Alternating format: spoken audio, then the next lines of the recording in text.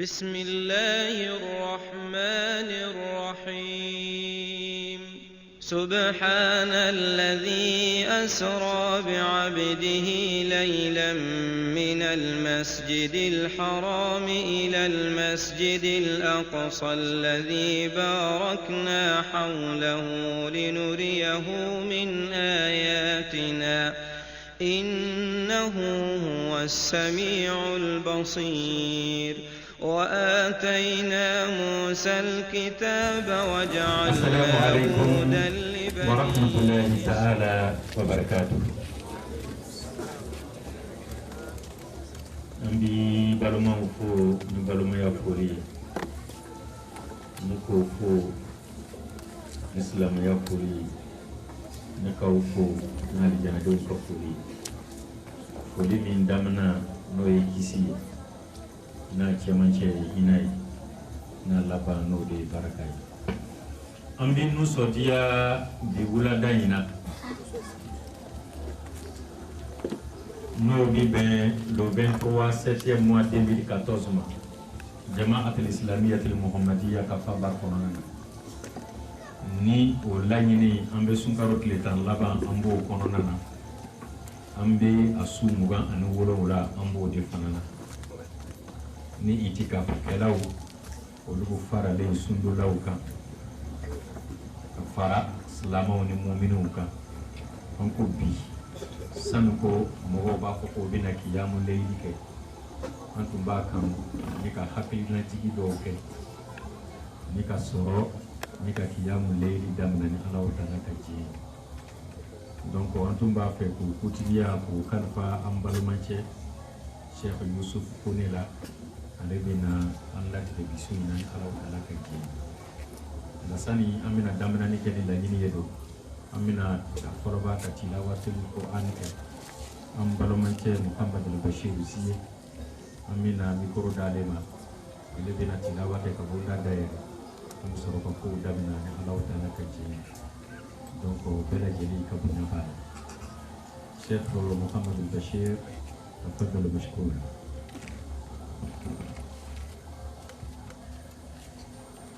أعوذ بالله السميع العليم من الشيطان الرجيم بسم الله الرحمن الرحيم إنا أنزلناه في ليلة القدر وما أدراك ما ليلة القدر ليلة القدر خير من 1000 شهر تنزل الملائكة والروح فيها بإذن ربهم من كل أمر سلام هي حتى مطلع الفجر صدق الله العظيم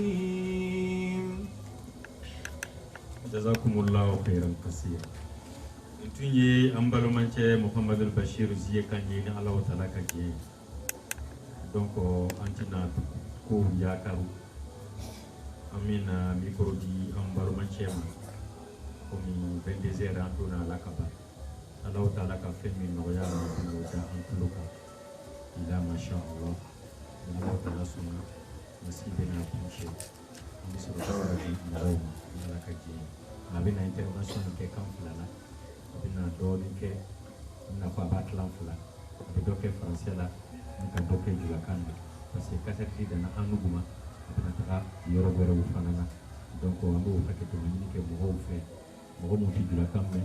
o be to kamme o lu na fa tabwala mo mo fate to kamme no lu jula kamme o lu fane se kana fa tabwala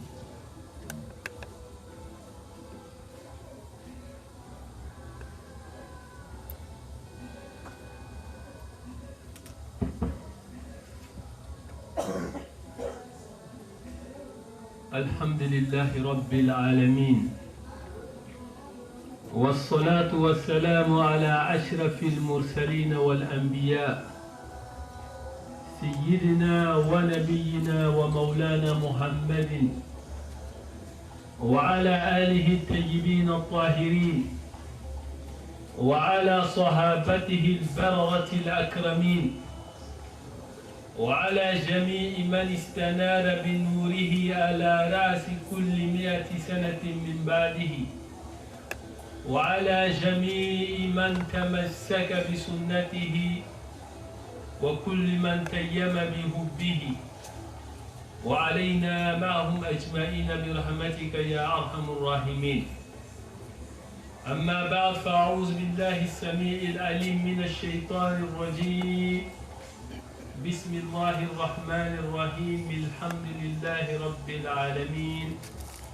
الرحمن الرحيم مالك يوم الدين. إياك نعبد وإياك نستعين. اهدنا الصراط المستقيم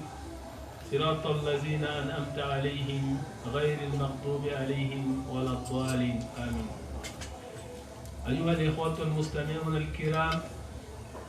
أحييكم بالتحية السلام والإسلام، ألا وهي السلام عليكم ورحمة الله تعالى وبركاته.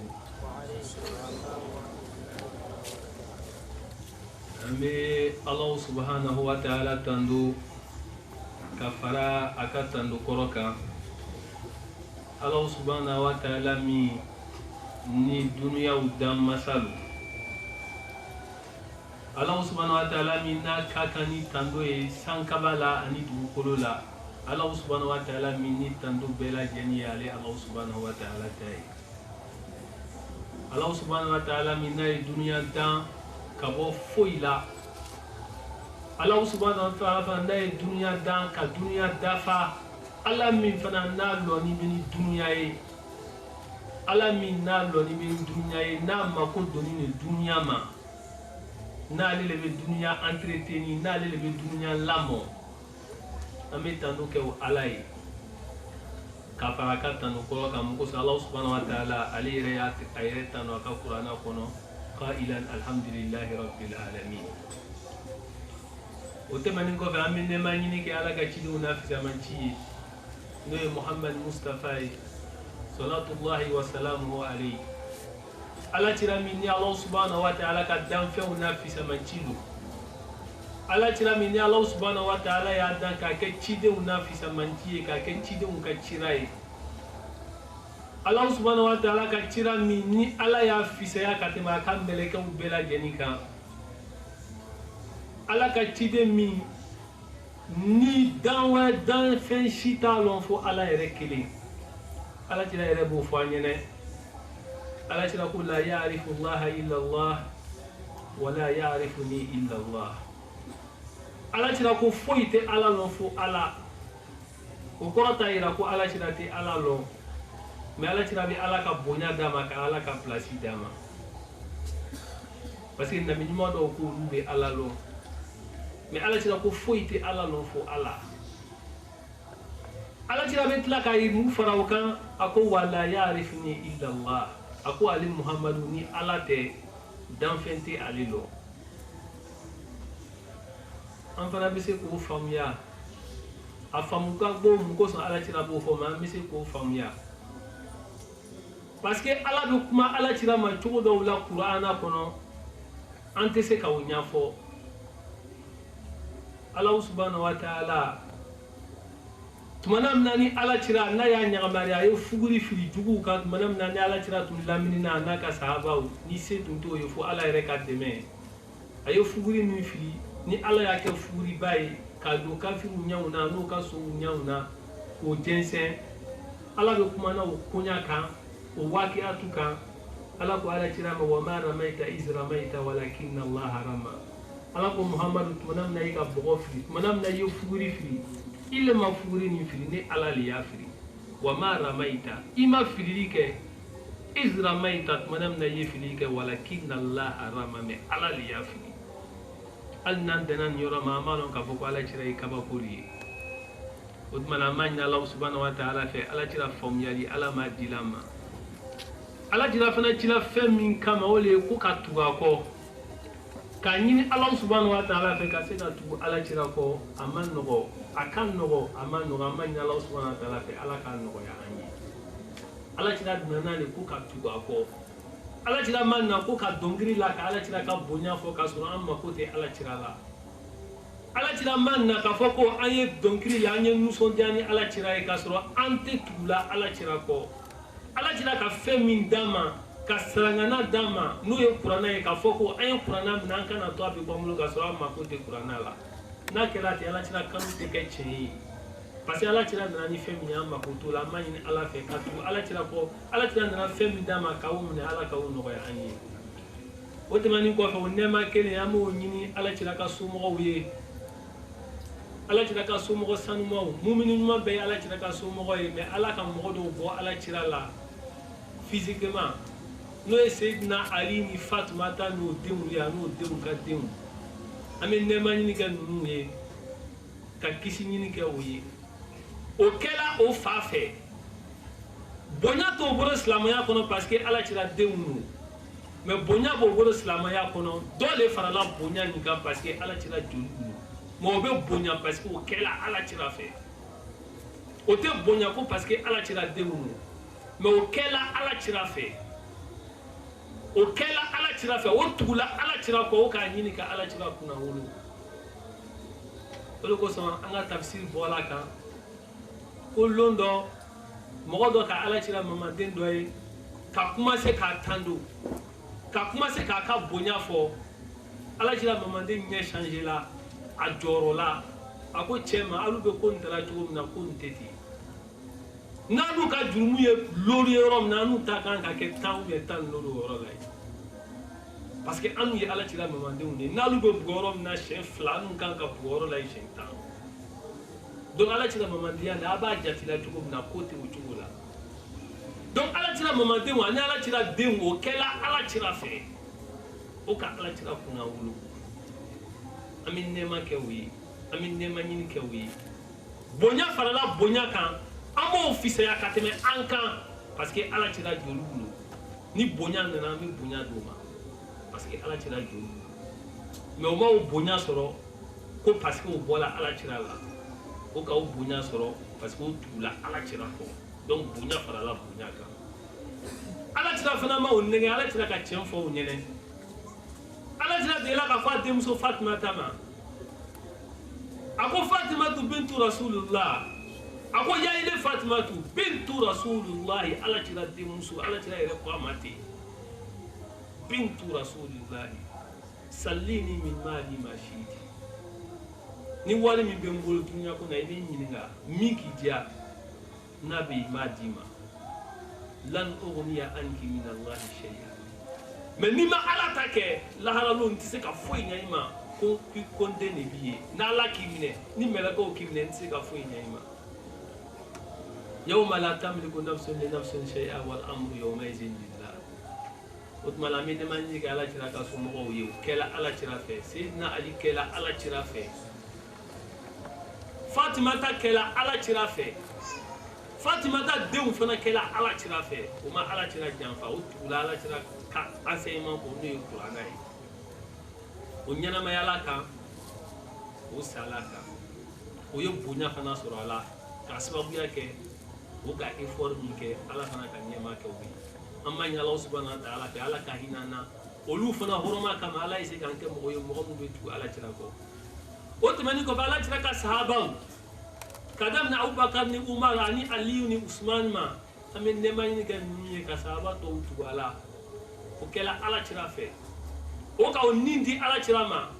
o ka o ka nafolo di ala cira ma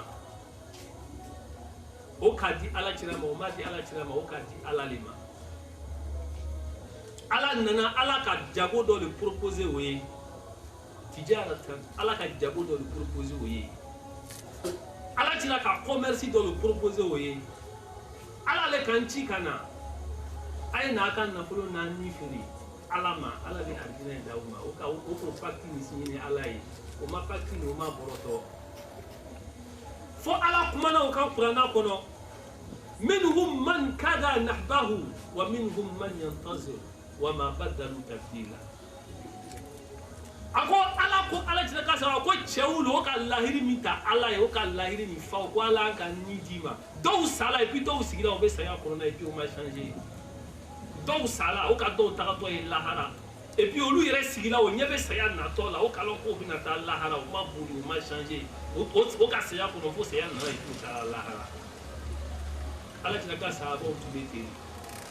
amende manini ke oyi o ka barakama o kɛra ala tira fɛ o kɛra ala fɛ o k'o yɛrɛ di o k'o ka nafolo di janko diina ye se ka kɛ o k'o yɛrɛ di o k'o ka nafolo di janko diina ye se ka kɛ lon ala tira ka sahaba dɔ lon min n'a sala o b'a su donna kasange min tun bɛ yen n'o b'a bila ala kan n'o k'a kun datugu sen bɛ bɔ kɛnɛma n'o k'a sen datugu a kun bɛ bɔ kɛnɛma ala tira ɲɛji bɔ la ala tira ko nin kanbele ni ɲɔgɔn dun tɛ maka kɔnɔ a bamuso tun ye nafolotigiba le ye a bɛ fɛn o fɛn fɛ a bamuso b'a d'a ma mɛ a kɛra a tugula ala kɔ a tugula ala cira kɔ a bamuso banna a la a ka ko bɛɛ kɛ a bamuso ma faamuya a karila a bamuso n'a ka nafolo kɔ a filɛ nin ye bi a bɛ sa la fani yɛrɛ tɛ yen k'a kasange olu taara lahara olu k'o kɛ mun kosɔn silamɛya diina kosɔn an bɛ nɛɛma ɲini kɛ u ye ala tira ka sahaba dɔ bɛ kafiru k'o minɛ k'o tigɛ mɔriso o y'a fɔ k'o tɛ ala tira fɛ o b'a tɔgɔ tigɛ ka ɲininka muhamadu ko nin hali bi b'a la wa a ko sisan ta ka jugu ni premier ta ye o b'a bolo kelen tigɛ o b'a ɲininka o b'a sen kelen tigɛ o b'a ɲininka a ko misɛnnin et puis k'a ɲininka mɛ i bɛ yɔrɔ min na bi i bolo kelen tigɛ la i tolo kelen tigɛ la i nun tigɛ la ni muhamadu tun b'i place la i lani b'i lu kɔnɔ o tun ka di wa a ko misɛnnin ye muhamadu sɔrɔ k'ale lani tɛ a lu kɔnɔ saya ka fisa ale ma ko misɛnnin bɛ muhamadu sɔrɔ k'ale lani tɛ a lu kɔnɔ. التكبير olu le ka silamɛya jihadi kɛ an b'o silamɛya ni an b'o de dulen kɔrɔ olu le ka misiri kɛ misiri ye olu le kosɔn misiri bɛ yen olu le kosɔn kuranna bɛ yen olu le kosɔn alikaba bɛ yen olu le kosɔn alabato bɛ yen ala ka olu le utiliser k'a ka baara kɛ ni an bɛ nɛɛma ɲini kɛ o ye k'a ɲini ala subahanahu wa taala fɛ laharalon ala ye an fana fara o sen kan olu yɛrɛ hɔrɔnma n'u ka jija kosɔn an b'o fɔ ala ɲinɛ an ma ɲini ala fɛ ala k'an fara o sen kan a ma nɔgɔ a nɔgɔyabaga ye ala ye an ma ɲini ala fɛ ala k'a kɛ mɔgɔ mun ni ala tira n'a ka sahabaw bɛna taa kiti n'o ye n'o ka misiri kɛ lɔgɔfiyɛ ye ka misiri kɛ nasɔngɔ ɲini yɔrɔ ye ka misiri kɛ o ka duruɲa ɲini yɔrɔ ye ala tira tɔgɔ b'o da ala tira ka sahabaw tɔgɔ b'o da k'a sɔrɔ o tɛ ala ko la o bɛ duruɲa ko de la an ma ɲini ala fɛ ala kana an bila o mɔgɔw cɛ ma ala kana an bila o musow cɛ ma ala kana an bila o cɛw cɛ ma masi ka kuma degera kan dɔw bɛ yen o bɛ ala ko la o ka intérêt de kosɔn a bɛ cɛw la a bɛ musow la an ma ɲini ala fɛ ala k'an kisi ka bɔ a ma ala y'an kɛ mɔgɔ ye mɔgɔ minnu bɛ ala fɛ i n'a fɔ ala tira ka sababu tun bɛ ala fɛ cogo min o tɛmɛnen kɔfɛ an bɛ nɛɛma ɲini kɛ ala tira subahanahu wa taala ala tira sɔlɔlɔ salama a tagala ala subahanahu wa taala ka hunan ta mɔgɔw bɛ silamɛya nin baara kɛ mujadidiw b'a la awliyaw b'a la abdaluw b'a la atabuw b'a la bɛɛ n'a ka pilasi don ala tira ka hunan kɛ san 100 o san 100 ala bɛ mɔgɔ ci ala tira le ko ten a sɛbɛnna hadisaw la kuranɛ fana b'a yira et puis a sɛbɛnna hadisaw la mɔgɔ tɛ se ka hadisa nankari ala tira ko inna allah subhanahu wa ta'ala yab'asu li hadhihi al-umma ala ra'si kulli 100 sanatin man yujaddid laha amri diniha ala tira ko silamɛw ma ko ne ye ciden laban ye ne bɛ tagala ne ye ciden laban ye ciden tɛ ciden min kɔfɛ mais san 100 o san 100 ala bɛ mɔgɔ ci min bɛ na ka na diina nin baara ala tira tɛ arabukan mɛn wa ou bien ala tira tɛ kuma lɔn wa ala tira le ye ciden laban ye ala tira le ko la nabiya ba'di ala tira le ko ciden t'ale kɔfɛ mais ala tira kelen le ko san 100 o san 100 ala bɛ mɔgɔ ci kumakan no arabukan no inna allaha yab'asu ala bɛ cili kɛ est ce que ala tira ka kuma bɛ ɲɔgɔn sɔsɔ wa ala tira ka kuma tɛ ɲɔgɔn sɔsɔ ala tira ka kuma bɛ kuranna sɔsɔ wa ala tira ka kuma tɛ kuranna sɔsɔ ou bien ala tira tɛ kuranna faamuya wa mɔgɔ tɛ se ka kuranna lɔn ka tɛmɛ ala tira kan n'ala tira ka kuma fɔ an y'a ɲɛɲini ala bɛ mɔgɔ ci ala tira kɔfɛ mais ni kuma fɔla hakilima ɲinɛ hakilima bɛ kuma faamuya mɔgɔ ci la ani cira kura nana kelen tɛ kumakan don ala bɛ mɔgɔ ci ala bɛ mɔgɔ bila baara la ala bɛ mɔgɔ bila diina ni baara la ne kɔfɛ karamɔgɔ dɔw bɛ wuli o bɛ silamɛya baara kɛ lɔnni b'o la o ja ka gɛlɛn jama bɛ dɔw kɔ dɔw da ka di o bɛ silamɛya baara kɛ dɔw yɛrɛ kalanna a bɛ silamɛya baara kɛ o karamɔgɔw bɛ yen o tɛ ban ni min bɛnna sababa ma alihamudulilayi mais ala bɛ mɔgɔ dɔw kɛrɛkɛrɛ k'o ɲagamariya ni diinɛ baara ye ala cira mantonw na ani cira kura dɔ nana fɛn kelen tɛ ala k'a ci de ala ko ale le ma izinu b'ale bolo amuru b'ale bolo k'a ye silamɛya baara kɛ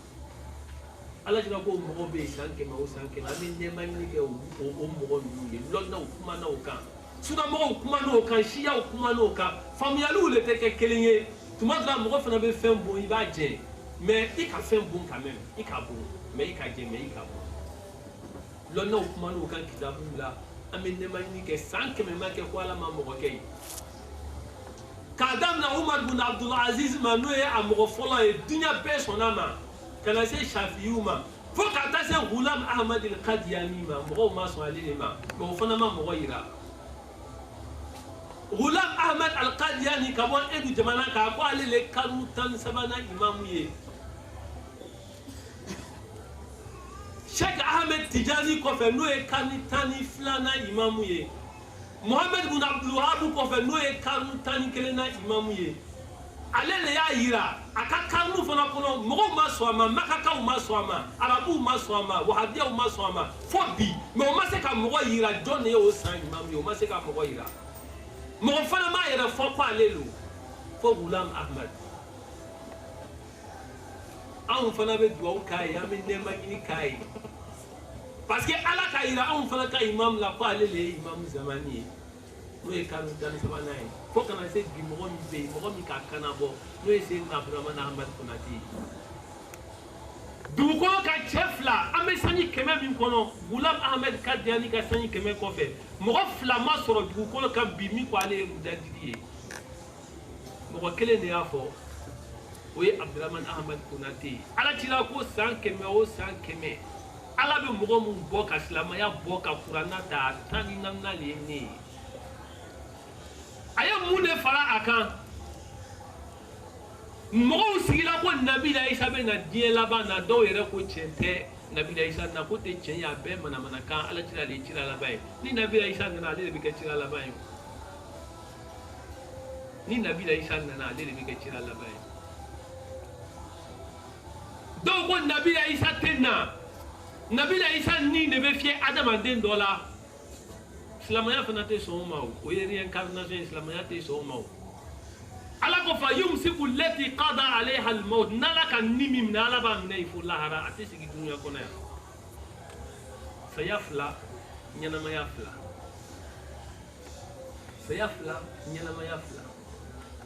dɔw ko nabila isa yɛrɛ min cira kerecɛnw ma o le bɛ na o fana tɛ se ka kɛ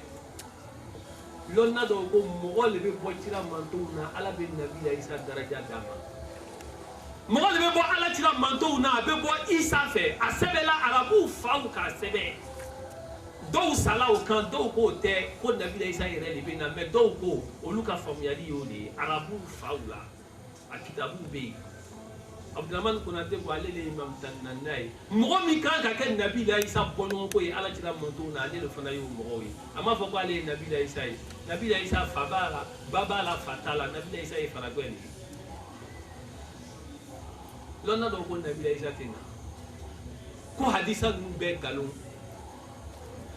nabila isa nali ko bɛ hadisa bɛɛ la ala cira ka sahabaw limaniya nabila isa ka nali ko ma mutlakan hali n'o ma kuma na cogo kan mɔgɔw k'a dɔn ko a bɛ na ala mɔgɔ bɛɛ fana ko a bɛ na n'a ni kuranna fɔra ɲɔgɔn kɔ an y'a ɲɛɲini an bɛ nɛɛma ɲini kɛ imamu ninnu bɛɛ lajɛlen o t'an ka sujet ye mais an bɛ fɛ ka min fɔ an bɛ nɛɛma ɲini kɛ imamu ninnu bɛɛ lajɛlen ye fo kana se an ka bi tile ma mɔgɔ min bɛ yen n'a ka kuranna minɛ ala cira ka kuranna min di k'a fɔ ko kuranna b'a bolo ka silamɛw wele silamɛw ye na fara ɲɔgɔn kan an bɛ silamɛya kɛ ni Allah subhanahu wa ta'ala ka Qur'ana ye dunuya ɲini tɛ mobili ko tɛ bonjanjan ko tɛ Qur'ana ko lo ala tila nani Qur'ana min ye Qur'ana ye se ka baara kɛ Qur'ana ye se ka kɛ Qur'ana ye parce que mɔgɔw ka Qur'ana valeur bɔ a la silamɛw fana sigira u b'a filɛ la ni ala ka ɲagamariya ye an bɛ dugawu kɛ mujadidi bɛɛ ye fo kana s'a ma o tɛmɛni kɔfɛ silamɛya cɛbaw tɛmɛna n'o ka ala tila ka sunna minɛ taariku la mun ka sunna ɲɛnamaya an ka mun lɔn an ma mun lɔn an bɛ nɛma ɲini k'a bɛɛ ye ala ka mɔgɔ ɲumanw tɛ ban mɔgɔw kɛra ala cira fɛ k'a sɔrɔ mujadidi t'o ye ka kɛ ala cira fɛ fo ka dɔw faga fo ka dɔw faga o ka bon ni dɔw ye maa mɔgɔw ka ca Ousmane Dan Fodi olu b'a la ka silamɛya baara kɛ i n'a fɔ ala cira ka silamɛya baara kɛ cogo min na ka famuru ta ka mɔgɔw waaju fo kafiru nana yira ya silamɛya na a tɛ kɛ yan ka jihadi labɛn i n'a fɔ ala cira ka jihadi labɛn cogo min na ka mɔgɔw kalaba ka mɔgɔw kɛ silamɛ ye mɔgɔ mun t'a fɛ ko silamɛya bi kɛ et puis mɔgɔ mun tɛ fɛ ka adama ala ka jɔnw to yen o bɛ silamɛya kɛ ka famuru ta ka kɛlɛ kɛ n'o ye o dɔw kɛla a ma sanni 200 bɔ o ma ala cira ye o ma ala cira ka sahabaw ye o ka jihadi kɛ komi ala cira n'a ka sahabaw et puis n'i taara a tɛ komi o tun ka bon ka jan ou bien o kɔgɔ la bilahi o ma bon o ma jan o kɔgɔ la filaw don mɔgɔw faral'u kan mais o asu ye filaw de bɛɛ k'a dɔn mɔgɔw ko filaw de ka fɛngɛ mais bilahi o ka muru ta o ni awusaw ka ɲɔgɔn kunbɛn bilahi o ma reculer a tɛ sanni 200 bɔ o ma reculer kɔfɛ o ni cɛ kɔgɔninw bɛnna fila misɛnninw bilahi o ma reculer ala ni ala cira kanu kosɔn an bɛ dugawu kɛ ninnu bɛɛ ye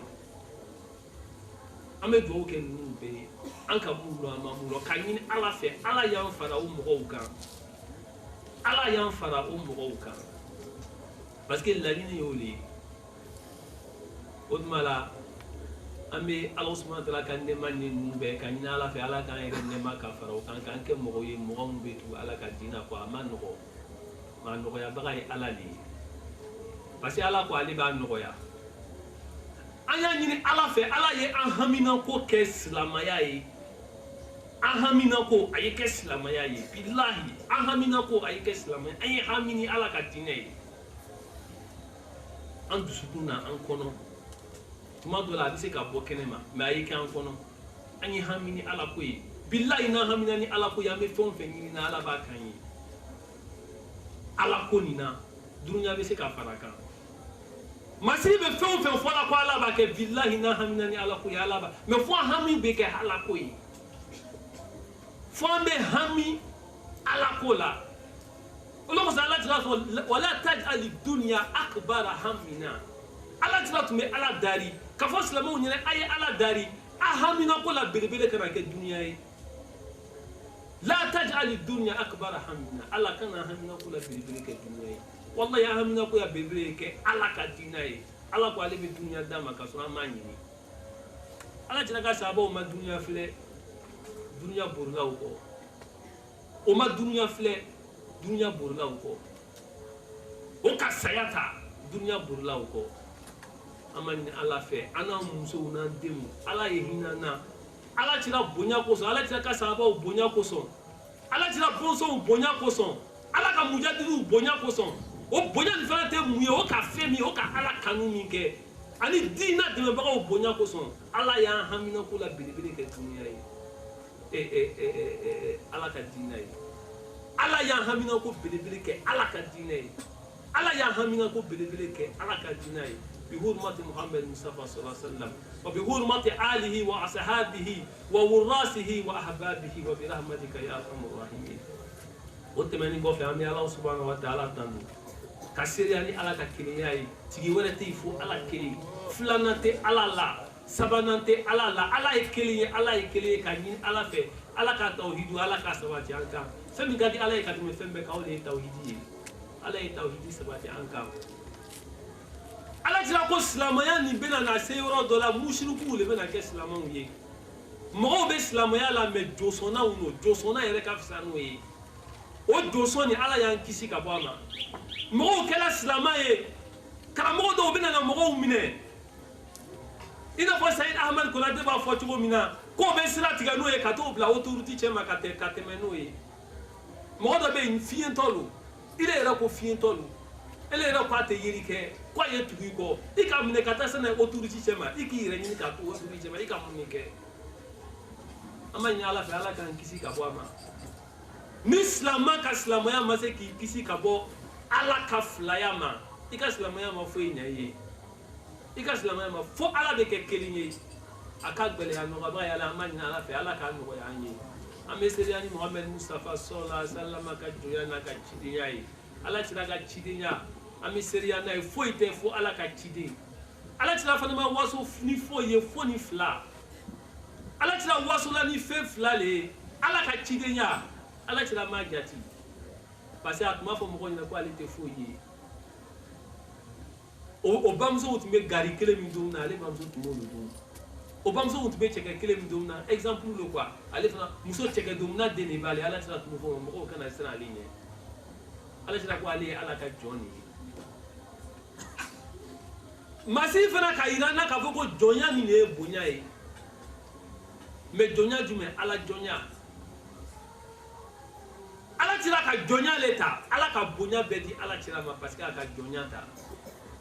n'an fana bɛ bonya fɛ an ye jɔnya ta jɔnya nin fana tɛ foyi ye fo ka ɲini ka ala sago kɛ fɛn min ka di ala ye k'o kɛ i diya ye fɛn ye fɛn min man di ala ye k'o kɛ i bonya ni fɛn ye o de ye ala jɔnya ye an ma ɲini ala fɛ ala k'a nɔgɔya an ye o tɛmɛnen kɔfɛ an b'aw fo ni silamɛya ka foli ye n'o ye ko assalamu alaikum wa rahmatulahi ta'ala wa barakatuhu an tun tɛ se k'a dɔn an ka sujet la fo an bɛ ala tanu an tun tɛ se k'a dɔn an ka sujet la fo an bɛ ala tira ka sahabaw an bɛ kuma u kan o ka baara min kɛ diina na ala ka cɛbaw mun ka silamɛya baara kɛ fo an bɛ dugawu kɛ o ye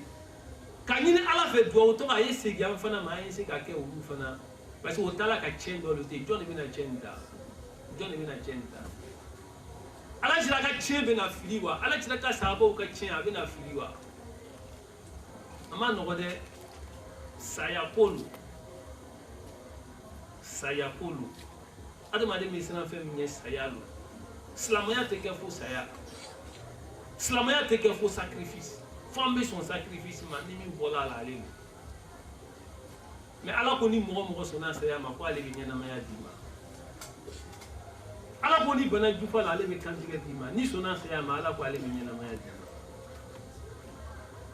ma an fana tɛ se ka kuma dabila fo an b'a fɔ ala ɲɛnɛ mɔgɔ mun ni ala tila n'a ka sahabaw tɔgɔ b'o bolo o bɛ dunuya ɲini na o bɛ musoko la o bɛ kakalaya la o bɛ malobaliya la ala tila n'a ka sahabaw tɔgɔ b'o bolo bilahi ala y'a bɛɛ lebu silamɛ ta ɲini ko ala ye silamɛ ala ye hakili ɲuman d'an bɛɛ ma k'an bɛɛ tugu ala tira kɔ olu minnu bɛ donna mɔgɔw ni cɛn cɛ k'a sɔrɔ ala tira ka sahabaw ka tiɲɛ de ye kuranɛ olu ka tiɲɛ de ye misiw ka misiri kɛ u ka nasɔngɔ ɲiniyɔrɔ ye ala ye masiba sigi a bɛɛ kun ni min tɛna sigi yan ko mɔgɔw bɛ siran ye parce que olu de bɛ mɔgɔw ni cɛn cɛ o da ka di k'a sɔrɔ o mako tɛ kuranɛ la lonna abi hurayra taara mɔgɔw sɔrɔ u bɛ dunuya ɲini na u b'o ka commerce la ko ala tira ka tiɲɛ bɛ tilana misirida la alu sigilen bɛ yan yɔrɔ la yan o bɛ ala tira ka tiɲɛ tilana misirida la alu sigilen bɛ yan yɔrɔ la yan o bolila ka taa misirida la o taara sɔrɔ wajulikɛla dɔ de bɛ misirida la o seginna ka na k'olu ma tiɲɛ ye dɛ a ko an ma tiɲɛ tilana ye min bɛ kuranna kalan na ale de ye tiɲɛ ala tira ka tiɲɛ de b'o ye. التكبير الله أكبر a tun bɛ ala tira ka tiɲɛ nin ye kuranna ye nafolo tɛ an ma ɲini ala fɛ ala tira n'a ka sababu hɔrɔma kama ala k'an dɛmɛ. an ka bi baro a bɛ layilatul qadri kan parce que an bɛ sunkalo la ni lɔnnaw ko ten ko ala ka kolo shaharullah ni lɔnnaw ko ten ko nɔrɔ kalo shaharu nur parce que ala subhanahu wa ta'ala a ye kuranna jigin kalo min na a ye kalo min kɛlɛ ka kuranna jigin a kɔnɔ ala fana banna ka kalo min kɛ alabato kalo ye ni mɔgɔw b'o yɛrɛ di ala ma hali mɔgɔ min tɛ siran ala ɲɛ o tɛ malo ala ma o b'o jija k'o yɛrɛ di ala ma kalo la. sitanaw bɛ fɛrɛ minɛ kalo min na an b'o kalo kɔnɔ ala k'o don an hajigɛ la mɔgɔ dɔw bɛ yen o ka sanu t'a sɔrɔ o ma ɲinɛ t'a sɔrɔ o bɛɛ ye ala ka latigɛ an b'a ɲini ala fɛ ala ka hinɛ an ka tagabagaw la hali bi sunkalo ala k'an latigɛ n'a ye o sunkalo nin fana kɔnɔ ala subhanahu wa ta'ala a ka su dɔ kɛrɛkɛrɛ sunkalo kɔnɔ n'a bɛ f'o ma ko layilatul qadr kadiri su هي إحدى الليالي شهر رمضان وأعظمها قدرا حيث ورد في الأحاديث أنها خير من 1000 شهر وأنها ليلة أنزلت فيها القرآن. ليلة القدر سولو كابو سونغالو سولا مسونغالو سولا بلبلو درجة لا أني فالير لا مكوسا القرآن نانا يكفوكو علي سوكيني أكافسا كاتمي كالوا كيرينكا علي سوكيني أكافسا كاتمي كالوا كيرينكا عبد الله بن عباس أبيكم سوني كان دوني. وتفسير هذا كما ورد في بعض الروايات عن عبد الله بن عباس أنها الليلة التي أمر الله فيها جبريل بإنزال القرآن من لوح المحفوظ إلى مكان في السماء الدنيا يسمى بيت العزة ينزل به جبريل على محمد متفرقا على حسب الأسباب والحوادث. فأول ما تنزل منه في تلك الليلة نزلت أول 5 آيات من سورة العلق. عبد الله بن عباس أبيكم ليلة القدر سوكا سومي كافساني كالو واكريني أقول سولو سومينا قرآنات مي على بولو على كالوني ني على كسبا يكونا أدافني كسورة ما جيجي بكولوكا الله جبريل نيغا ماريا عليه السلام أي جيجي قرآناي كابول لوح المحفوظ لا نوي على كاللوح المحفوظ كان ناي يورلا دنيا سانكابالا ni lonna ukabe fo yoroma ko beitu le isa ko seso fanga so ani bonya so ala ka qur'ana ko lawil mafula kana bila yorola fi beitu le isa hikmatun baligha seso ani fanga so ala na qur'ana bila sisa mule bena ke jibril bena jigina e dondoni kana qur'ana di ala tirama ala bina na sababu ya wi kana na kouye ko do be ke sababu ya do be na sidan qur'ana mi jigi ama fo mi ago qur'ana te kunte fenye qur'ana e ala ka seni ala ka loni kitabu le ya tumbe ala fe ala ka jigi bana ala ka jigi ni wakati ala ka jigi ni sababu ya wi jankwa be se ka fam ya jankwa do yoro be se ka so adama de wa jigi la aya folo mun fana jigira ka bo qur'ana la o ye suratul alaq ikra bismi rabbika aya lolu folo o li jigira aya folo ye ala tiraka sisa laylatul qadri qur'ana na ani hadisa wala amina ta laylatul qadri la qur'ana na ani hadisa wala nan tala qur'ana ko nan bale mata muhammad bashir ziye aga qur'ana aya dole kalan sisa aga qur'ana sura dole karan na la sura min kere kere laylatul qadri ma ambale mata bashir ko le kalan sisa no suratul qadri inna anzalnahu fi laylatil qadr wama adraka ma laylatul qadr laylatul qadr khayrun min 1000 shahr tanazzalu al malaikatu war ruhu fiha bi izni rabbihim min kulli amrin salamun hiya hatta matla'il fajr. Qur'ana kono laylatul qadri bina sura folo mina o suratul qadri nan bola wala laylatul qadri bina tuguni qur'ana kono abana qur'ana kono Allah subhanahu wa ta'ala bayda inna anzalnahu fi laylatin mubarakatin Allah subhanahu wa ta'ala ko qur'ana mi fleni na yadi muhammadu ma anzalnahu an yaji fi laylatin sukono mubarakatin sumi sum barakamai inna kunna munzirin Allah subhanahu wa ta'ala ko ale ala tun kala bagani kedai fiha yufraku kullu amrin hakimin ako fenfe no ye kiti fen abi kiti qur'ana kono me hawun ye domiru le fiha yufraku kullu amrin hakim hawun bese kata qur'ana la ina fa hawun bese kata laylatul qadri la chumina فيها قرآن من تجلا سبارة كمان يفرق كل أمر حكيم كو كتي ما فهم بلا جني أبي فرنسيا وسوق قرآن كنا فيها ليلة القدر من قرآن تجلا يفرق كل أمر حكيم كو كتي تاو وبلا جني أشينا فرنسيا بلا وسوق donc قرآن بكما أماني ليلة القدر يجويالا k'a yira na k'a fɔ ko kuranɛ ye kitabu ye fɛn bɛɛ lajɛlen b'a kɔnɔ fɛn o fɛn n'a ɲagamina a bɛɛ lajɛlen a bɛ kuranɛ kɔnɔ layilatul kadiri fana ye su ye ala bɛ fɛnw dan tigɛ su min na lɔnnaw ko ay annahu yakunu fiha tafsirul qadaya allati تحدث للعالم من موت وصحة ومرض وغنى وفقر وغير ذلك مما يطرأ على البشر من الأهوال المختلفة إلى مثلها من العام من العام القابل. لونغو ko kidima ube franfasia o su kona akora yo fe min beke dukolo kan adamadenw na n'o ye bana ni kɛnɛya ye ni fantanya ani faamaya ye k'a bɛɛ lajɛlen bɛ dan tigɛ o su in kɔnɔ k'o de ye yufurabu amrun hakimi ye a fana bɛ dan tigɛ fo ka taa se san wɛrɛ tuguni layilatul kadiri ma ala bɛ na ni programme kura fana ye tuguni fɛn mun bɛ na kɛ donc layilatul kadiri bɛ na kuranna kɔrɔ nin sura fila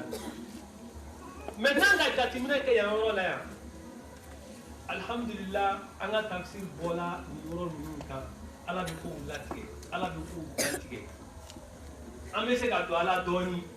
mais an b'a dɔn k'a fɔ ko ala tɛ mɔgɔ tɔɲɔnna ye ala ko ale tɛ mɛnɛmɛnɛ tɔɲɔ ala ko ale tɛ mɛnɛmɛnɛ tɔɲɔ ale tɛ miskala zarati tɔɲɔ fɛn min tɛ adamaden ye ala t'a tɔɲɔ fɛn min ka dɔgɔ fo ɲɛkisɛ tɛ se k'a ye ala t'o tɔɲɔ kuma tɛ wulu ma kuma tɛ ba ma kuma tɛ adamaden ma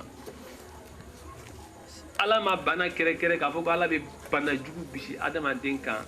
a bɛ kɛ ni ala ka lɔnni ye a bɛ kɛ ni ala ka latigɛ ye ala ma adamaden dan ko ala bɛ adamaden kunnangoya a tɛ kɛ ala ɲinɛ ma a bɛ kɛ ni ala ka lɔnni ye mais kuranɛ yɛrɛ bɛ min fɔ an ɲɛnɛ ni hɛrɛ ka adamaden sɔrɔ adamadenw y'a lɔn k'a bɔla ale ala yɔrɔ mais ni tɔɔrɔ ka adamadenw sɔrɔ ala ko di famin indi anfusikum a bɔla aw yɛrɛ yɔrɔ kuranɛ b'o de fɔ an ɲɛnɛ ala le bɛ ko bɛɛ bɛ kɛ ni ala ka lɔnni ye mais ala ko ale ma adamaden dan ka juguma laɲini adamaden ma duniya ani lahara fo k'aw faamuya silamɛya bɛ kuma mɔgɔw fɛ mɔgɔw niveau la mais silamɛya tɛ naloman diinɛ ye ni silamɛya sera yɔrɔ dɔ la silamɛya bɛ kuma lɔnni niveau la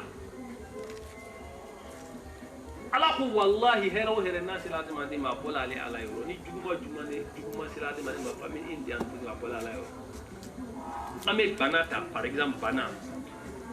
lɔnnaw ko mun yɛrɛ tɛ silamɛ ye adamaden i fari bɛ se ka fɛngɛ dɔɔni nɔgɔ dɔ bɛ se ka kɛ i kɔnɔ a b'i fari yugujugu mais bana jugu sugu dɔ bɛ yen k'a la adamaden ka lɔnninaw yɛrɛ ko ala t'a kɛ mɔgɔ mun yɛrɛ tɛ ala ko fɛ o ko dɔgɔtɔrɔso ma la ko mɔgɔ bɛ taa la o yɔrɔ la yen adamaden jogo de b'a to mɔgɔ bɛ taa la dɔgɔtɔrɔso la sinon dɔgɔtɔrɔso ye yɔrɔ de ye ni yɔrɔ dɔ jɛngɛnna i bɛ taa o b'a bila place la i bɛ bɔ dɔgɔtɔrɔso la mais ka taa la dɔgɔtɔrɔso la nin ka bana ka sa dɔgɔtɔrɔso la nin adamaden kɛwale de b'a se adamaden ma lɔnnaw bɛ kuma o kan et puis lɔnnaw ko mɔgɔw fana ka kuranna filɛ ko kuranna b'a sabati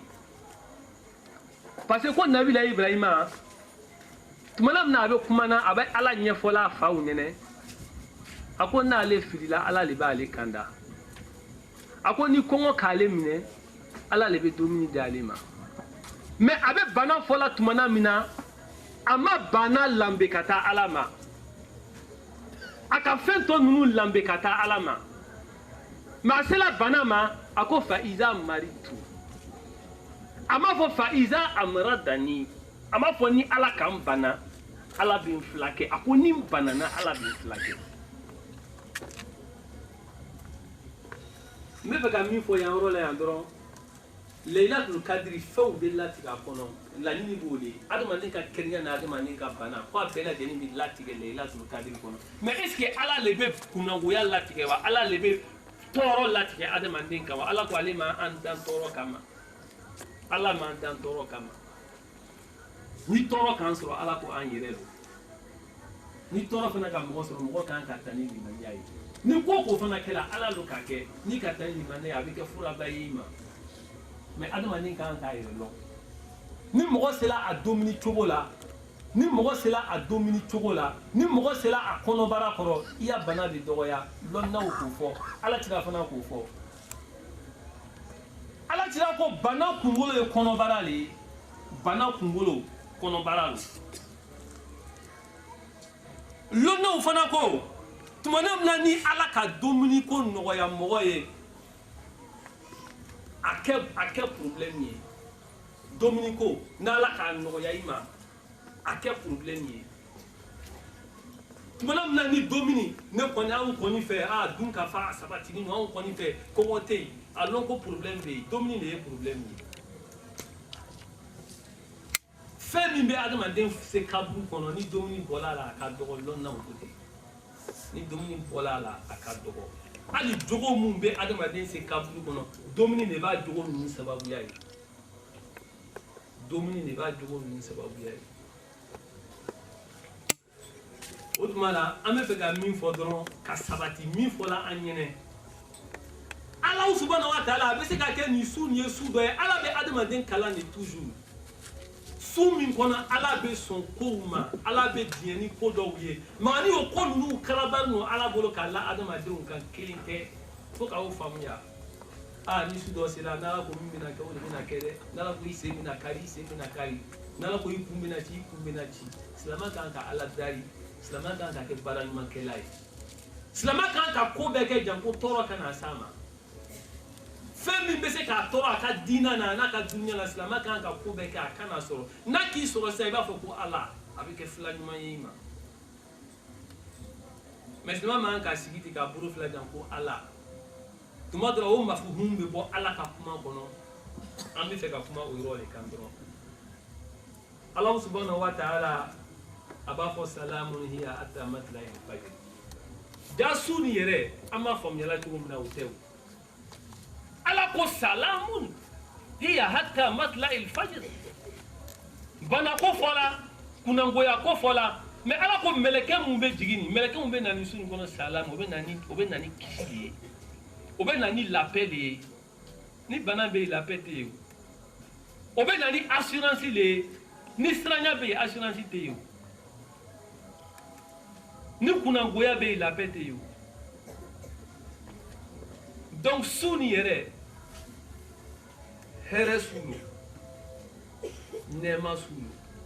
mais nɛɛma su lo jɔn ye ala mɔgɔw ani ɲuman mun n'o tugula ala kɔ n'o tugula ala ka kumakan kɔ n'o tugula ala kira ka kumakan kɔ n'o tugula ala ka nabi ɲumanw kɔ ani ala ka mɔgɔ ɲumanw kɔ donc silamɛ kan ka i jija i ye kɛ nin groupe lo kɔnɔ yanni nin su bɛ se mɔgɔ mun ka kunangoya sira ta mun dama tɛmɛna n'ala bɛna na mɔgɔ kunangoya olu de bɛna kunangoya ka tɛmɛ o su ma kɛ mɔgɔ mun ka tiɲɛni sira ta n'ala bɛna mɔgɔ tiɲɛ ka bɛn o su ma olu de bɛna tiɲɛ ka bɛn o su ma mais mɔgɔ mun kɛla ala ka nabi ɲumanw kɔ mɔgɔ mun kɛla ala ka walijuw kɔ mɔgɔ mun kɛla ala kumakan ni ala kira kumakan olu bɛ se ka kunangoya o su la cogo di ka sɔrɔ ala subahana taala ko salamun hiya hatta matla'il fajr o tuma la an b'a ɲini ala subahana wa taala fɛ ala m'an kɛla mɔgɔw ye mɔgɔ mun bɛ ala kɔ mɔgɔ mun bɛ ala teriya ɲini silamɛya ka mafuhumu na silamɛ bɛɛ lajɛlen ye waliju de ye parce que ala ka walijuw fɔ an ɲɛnɛ ala ko la khawfun alayhim wa lahum yahzanun allazina taqaw wa hum muhsinun mɔgɔw ko waliju bɛ yen waliju bɛ yen o ye tiɲɛ ye walijuw tɛ kelen ye mais silamɛya daminɛ ye walijuya de ye silamɛya daminɛ walijuya don parce que silamɛya daminɛ ala ɲɛsiranya ka sɔrɔ ka taa ɲumanya la ala ɲɛsira jɔnw ani mɔgɔ ɲuman olu de ye walijuw ye ala ko inna awliya allah la khawfun alayhim ala ko ne teriw ne ka walijuw siranya t'o ma wala hum yahzanun huzun t'o ma mɔgɔw k'o yɛrɛ ɲininka ko mais olu ye jɔnw ni ala ko allazina taqaw mɔgɔ mun k'o yɛrɛ makana ka bɔ ni ala ka dimi kow ma fɛn o fɛn bɛ se ka to ni ala bɛ dimi o kɔrɔ o k'o yɛrɛ makana ka bɔ o ma wa hum muhsinun o ma da o ma dɛ muhsinun o ka ɲumanya kɛ o ka ala ko kɛ kuranɛ ko min o k'o kɛ hadisa ko min o k'o kɛ o kɛla ala fɛ o kɛla ɲɔgɔn fɛ o hinɛna ɲɔgɔn na o ma kɛ hasidiw ye o ma kɛ ɲango ye a bɛ fɔ olu bɛɛ lajɛlen ma ko waliju donc silamɛya ni laylatul kadiri sera normalement silamɛw ka fête don parce que waliju ala bɛ hɛrɛ kɛ olu ye usula ni silamaya ye tiɲɛ an tɛ se ka siran Laylatul Qadri ɲɛ o tuma na Laylatul Qadri fana hali bi an bɛ kadiri nin nɔfɛ lɔnnaw kumana ɲɔgɔn kan dɔɔni sababu min k'a to a fɔla su nin ma ko Laylatul Qadri mun kosɔn Ala ko Laylatul Qadri o sababuya jumɛn de nana n'a ye lɔnnaw ka dalilu dama dama di a la silamɛya lɔnnaw sunna lɔnnaw ani siya lɔnnaw ani sufiw ninnu bɛɛ lajɛlen o ka hakilina dama dama di a la a fɔlɔ ye mun ye sumiyat Laylatul Qadri min al-qadri wa huwa sharaf kama taqulu fulan zu qadrin azim ay zu sharafin sumiyat Laylatul Qadri suni tɔgɔ de la ko Laylatul Qadri min al-qadri ka bɔ kadara la ka bɔ valeur la ka bɔ daraja la o ma kɛ latigɛ ye o ka kɛ kadara ye ani daraja wa huwa sharaf bonya kama taqulu ina fɔ adamadenw b'a fɔ cogo min na arabukan na fulan zu qadrin azim karisa ye mɔgɔ dawulatigi ye karisa ye mɔgɔba ye ay zu sharafin karisa ye mɔgɔba ye a fɔla sunu ma ko Laylatul Qadri suba su darajama ko ye kadiri fɔlɔ ye ثانيا أنه يقدر فيها ما يكون في تلك السنة فيكتب فيها ما سيجري في ذلك العام وهذا من حكمة الله عز وجل وبيان إتقان صنعه وخلقه أقرف لنا أكو كي قريان أمبولا من ناسيسا ألا بنا نقوم كي ألا بوكو لا تيجي أسوكنا مغامي غاني مانيا سراتا ألا يركا يكارسا جيجلا منا هنا لا aka jija kusɔn k'a fara mɔgɔ ɲumanw kan Ala b'o dɔw décréter mɔgɔ min fana ko ale mako tɛ Ala la ale mako tɛ Ala kumakan na n'a dama tɛmɛna ni Ala yɛrɛ k'a dɔn ko nin kɔni dama tɛmɛna nin ta sera dama tɛmɛ ma parce que Ala bɛ dama tɛmɛna le minɛ tuma bɛɛ o dama tɛmɛna Ala b'ale le dɛmɛ tuma bɛɛ Ala b'ale le dɛrɛ tuma bɛɛ Ala bɛna tampon sigi a kun don su la damatigɛla ale fana k'a dama tɛmɛna Ala bɛna tampon sigi a kun a bɛ sigi a kun o don su de la o de kɔsɔn a fɔla ko Laylatul Qadri o ye kɔrɔ filanan ye o bɛɛ ye Ala ka se de ye Ala bɛ fɛ k'a yira mɔgɔw la ko ale Ala bɛ ordre la laɲini de bɛ ko la Ala tɛ kow kɛ désordre la Ala tɛ kow kɛ kunfɛ Ala bɛ jateminɛw de kɛ Ala bɛ kow étudier de et puis Ala bɛ ko bɛɛ bila a place la a bɛ fɔ ale ma ko wala yazlimu rabbaka miskala zarra Ala tɛ mɔgɔ tɔɲɔ n'Ala k'i dɛrɛ bilahi ne yɛrɛ c'est que i kan ka dɛrɛ n'Ala k'i kunnagoya wallahi c'est que ile yɛrɛ i ka kunnagoya sanni a ma ɲini Ala fɛ Ala k'an fara mɔgɔw kunnadiya ninnu kan nin su in kɔnɔ والمعنى السادس أقرأ السبنا قيل للعبادة فيها قدر عظيم نمغو مثلا كعلى باتو كنسون كنا يك على باتو على بدرجة داما على بدولة داما على بقدر داما ليلة القدر كرو أقرأ السبنا لونا وكاكولي نباتو من كلا خنا على بدرجة قدر بادي أو باتو parce que باتو كلا أسو كنا ولا كاكل ليلة القدر dɔma ye ka fɔ ko kɔrɔ caman b'a la kɔrɔ kelen ma ta o tuma na sisan an bɛna segin kadiri ma parce que mɔgɔ fanba bɛ taa kadiri n'a fɔra Laylatul Qadri mɔgɔw tɛ taa bonya kan mɔgɔw tɛ taa Ala ka se kan mɔgɔw tɛ taa bato ka bonya k'a kɔnɔ mɔgɔw bɛ taa mun de kan latigɛ ni tubabu kan fɔla ko destin ou bien n'o ko prédestination adamadenw miiriya bɛ taga o de kan an bɛ fɛ ka kuma o kan dɔɔni alikaduru fana n'an ka filɛ silamɛya bɛ nana ye cogo fila alikadr walqada alikadr walqada kadiri ani latigɛ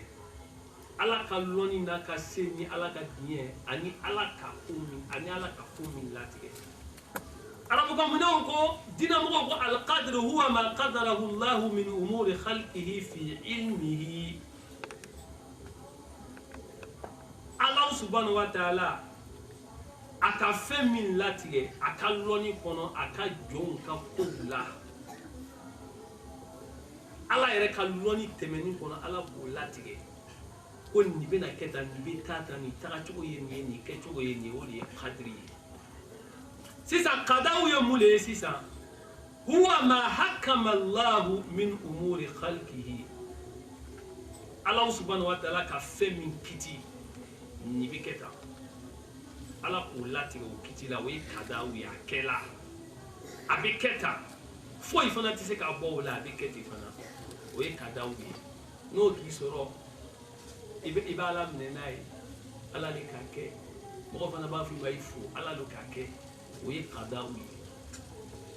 Ala ka lɔnni a bɛ fɛn bɛɛ sanfɛ foyi tɛ bara Ala la o ye kadiri ye alikadaw ye Ala ko min bɛ na kɛ an bɛ se ka kadaw faamuya n'an ka tafsiri bɔra ka suratu Yusufu la suratu Nabi Yusuf tuma min na a bɛ kaso kɔnɔ mɔgɔ fila suko la o kɔrɔla Nabi Yusufu la o ko an n'u k'i jate minɛ i kɔni bɛ mɔgɔ ɲuman fɛ vraiment an ka suko dɔ kɛ an ma suko faamuya ni ye n balimacɛ ale ko a suko la k'a ye a bɛ dɔrɔ sumana k'a di masacɛ ma a bɛ masacɛ ka verre ale de bɛ nin fɛn kɛla la dɔnni fana ko ale suko la k'a ye buru de b'ale kuncɛ ma kɔnɔw bɛ buru don na an bɛ fɛ i ye suko kɔrɔ f'a ɲɛna Nabi Yusufu ko wajuli dɔɔni Ala ka nabi ɲumanw olu y'a métier de b'o ye ka dɔ fɔ mɔgɔw ɲɛnɛ hali ni nana ka na kuma dɔ fɔ a bɛ profiter a bɛ dɔɔni f'i ɲɛnɛ lɔnnaw ko o de ye métier la fisamanci ye baara min ka fisa ka tɛmɛ baara bɛɛ kan o de ye ka Ala kuma fɔ mɔgɔw ɲɛnɛ métier min ka fisa ni métier bɛɛ ye ka Ala ta fɔ mɔgɔw ɲɛnɛ métier min ka fisa ni métier bɛɛ ye Ala mɔgɔw fana Nabi Yusufu k'a ka métier dɔɔni kɛ ka kumaw ɲɛnɛ tawhidu kan dɔɔni ka sɔrɔ ka u ya suko kɔrɔ fɔ u ɲɛnɛ Ala subhanahu wa ta'ala b'an kalan adamaden mɔgɔw kalan tuma dɔ la i bɛ profiter fana i bɛ baara dɔw kɛ a ka ka métier kɛ dɔɔni ka sɔrɔ ka fɔ ɲɛna ko bon n bɛna ya suko kɔrɔ f'a ɲɛna i bɛna kisi i bɛna bɔ kaso la i bɛna kɛ masacɛ kɛrɛfɛ i bɛna to ka dumuni a ka dumuniw servir buru bɛ min kunna ko i de kɔni i bɛna minɛ i bɛna dulen poto la fo kɔnɔw bɛna na balo i kun lɛngɛ na i bɛna sa kɔnɔw bɛna na i kun cɔki fo ka i kun lɛngɛ don a banna suko kɔrɔfɔ la a ka mun fara kan a ko kudiya la amuru a ko a bɛ ko min ɲɛɲini n'a nin ye kudiya masi ko saraka t'a ɲa misifin saraka t'a ɲa ele bɛ kɛ nin ye nin bɛ kɛ nin ye saraka t'a la min fɔla nin ale don a fana kɛla ten kadaw bɛ faamuya o hukumu kɔnɔna na mais kadaw ni est ce que Ala do k'a kɛ ten wa mɔgɔ kɛwale de kɛwale min k'a se kaso la nin a bɛna bɔ kaso la a tɛna o kɛwale kelen dabila o bɛna fɔ a ma ile de tun tɛ kaso la wa an k'i bila i k'a kɛ tuguni wa c'est que i tɛ taa kaso la o ile kan ka faga de Ala de ka kadaw kɛ ko a ko kɔnɔw b'a kun ale yɛrɛ ka kadaw le et puis Ala fana ka tampon sigi a kan fo ka kadaw faamuya ten ni kadaw faamuyala ten ni kadiri fana faamuyala ko Ala ye masa le ye foyi tɛ bari Ala la an kana Ala kɛ masa da sigini bɛ kow bɛ na ten occasionnellement Ala fana bɛ kow kalama ni adamaden fana k'i jija Ala kan ka min kɛ Ala b'o kɛ ni adamaden k'i jija Ala kan ka min kɛ Ala b'o kɛ wallahi ni dama tɛmɛna Ala b'i minɛ bɛɛ bɛ fili mais ka kɛ komi Ala ɲɛ t'i la i tɛ malo Ala ma ko i de bɛ Ala dribbler la ko i de bɛ Ala ka mɔgɔ ɲumanw dribbler la billahi Ala b'i dɛrɛ dɛrɛli bɛ bɔ yen o tuma na an b'a ɲini Ala subhanahu wa ta'ala fɛ Ala k'an kisi ka bɔ latigɛ jugu ma latigɛ jugu bɛ bɔ adamaden de la adamaden ka kɛwale de bɛ latigɛ jugu s'a ma a kɛla bana ye o a kɛla kunnangoya ye o adamaden Ala ma adamaden na ko adamaden mɔgɔ dɔw bɛ yen o tɛ bana mɔgɔ dɔw bɛ dugukolo kan o tɛ bana mɔgɔ dɔw bɛ Côte d'Ivoire kɔnɔ yan mɔgɔ ma deli ka lani ye ko a man kɛnɛ et puis mɔgɔw fana k'o lɔn lɔnni a ka adamaden lɔn a ka yɛrɛ lɔn a bɛ dumuni min kɛ a b'a étudier a b'a kɛ cogo min na a b'a lɔn bɛɛ k'a lɔn fana mɔgɔ ma deli k'a ye ko a man kɛnɛ o mɔgɔ bɛ Côte d'Ivoire kɔnɔ o mɔgɔ bɛ dunuya kɔnɔ et puis Ala tila ka fɛn mun fɔ o bɛ baara kɛ n'a ye Ala tila ka fɛn mun fɔ o bɛ baara kɛ n'a ye o bɛ silamɛya ka baaraw ta ka baara kɛ n'a ye ji kan ka min cogo min na dumuni kan ka kɛ cogo min na fɛn bɛɛ o bɛ baara kɛ n'a ye donc an ye latigɛ faamuya mɔgɔw bɛ sigi ko destin mɔgɔw bɛ sigi ko ala lo ka kɛ ni masi b'a ka mɔgɔ min sɔrɔ dɔrɔn a b'a fɔ ko ala lo ni masi b'a ka mɔgɔ min sɔrɔ a b'a fɔ ko ala lo ala subhanahu wa ta'ala bɛ kuma o kan Qur'ana kɔnɔ suratul an'am aya 148 Allah subhanahu wa ta'ala sayaqulu allazina ashraku law sha'a Allahu ma ashrakna wala aba'una wala haramna min shay'in كذلك كذب الذين من قبلهم حتى ذاقوا بأسنا قل هل عندكم من علم فتخرجوه لنا إن تتبعون إلا الظن وإن أنتم إلا تخرصون الله سبحانه وتعالى يقول مشركوا بنا فوقوا ولو بمشركوا يا مناني جوسون مناني قال لكم بلالا لو شاء الله ما أشركنا ناتو غادي على يالا تمتنا نو غام مشركوا على تمنا نانو بوكان كسلام نيماي على لكانو دان ني كما على لكانو دان جوكو كما ان فاو جوسون ناولي ان على كانو بو جورا لا انو بتوني ني على لكانو كتي على كو تشنته الله سبحانه وتعالى كو تشنته ako ale ala le be kuma na ala tira ke kuma na ala le be kuma na Qur'ana kono suratul anam aya keme ani bina na ala ko ale te ala ko loni jumele pare bu jumele le ba bolo kayira ko ne ala le ka alu dan tu son kama ay na nai hal indakum min ilmin fatakhudhuhu lana ay na aya démontrer que in tattabi'una illa dhanni kumuru la niri le don wa in antum illa takhudun ala ko foite fo galon ala le kam bla nyamo yala foite fo galon ala le kan bila kojugu la foyi tɛ fo galon bɔ kojugu la bɔ kojugu la bɔ kojugu la ala dari ala y'i bɔ kojugu la kojugu kɛtɔ mɔgɔ bɛ se ka kɛ kojugu la mais i bɛ kasi i kɔnɔ kɛ kasi i kɔnɔ ala dari walahi ala ka fɛn dɔ bila adamaden kɔnɔ ala le bɛ se ka adamaden dɛmɛ o kɔrɔ mais adamaden tɛ se o kɔrɔ ala fana k'o dɔn ala ka ni min bila adamaden o kɔrɔ a fanga ka bon adamaden ma ala le bɛ adamaden dɛmɛ k'i bɔsi ka bɔ i ni bolo i b'o ɲini ala fɛ i fana b'o sira ta n'i le bana k'o sira ta ko ala lo cogo di donc ala subhanahu wa ta'ala a b'o ɲɛfɔ an ɲɛna an ye latigɛ faamuya alhamdulillah an ka tafsiri fana bɔla o de kan adamaden i janto i kɛwale la adamaden i janto i kɛwale la adamaden bɛ fɛn o fɛn kɛ bilahi i b'a sara adamaden bɛ fɛn o fɛn kɛ i b'a ye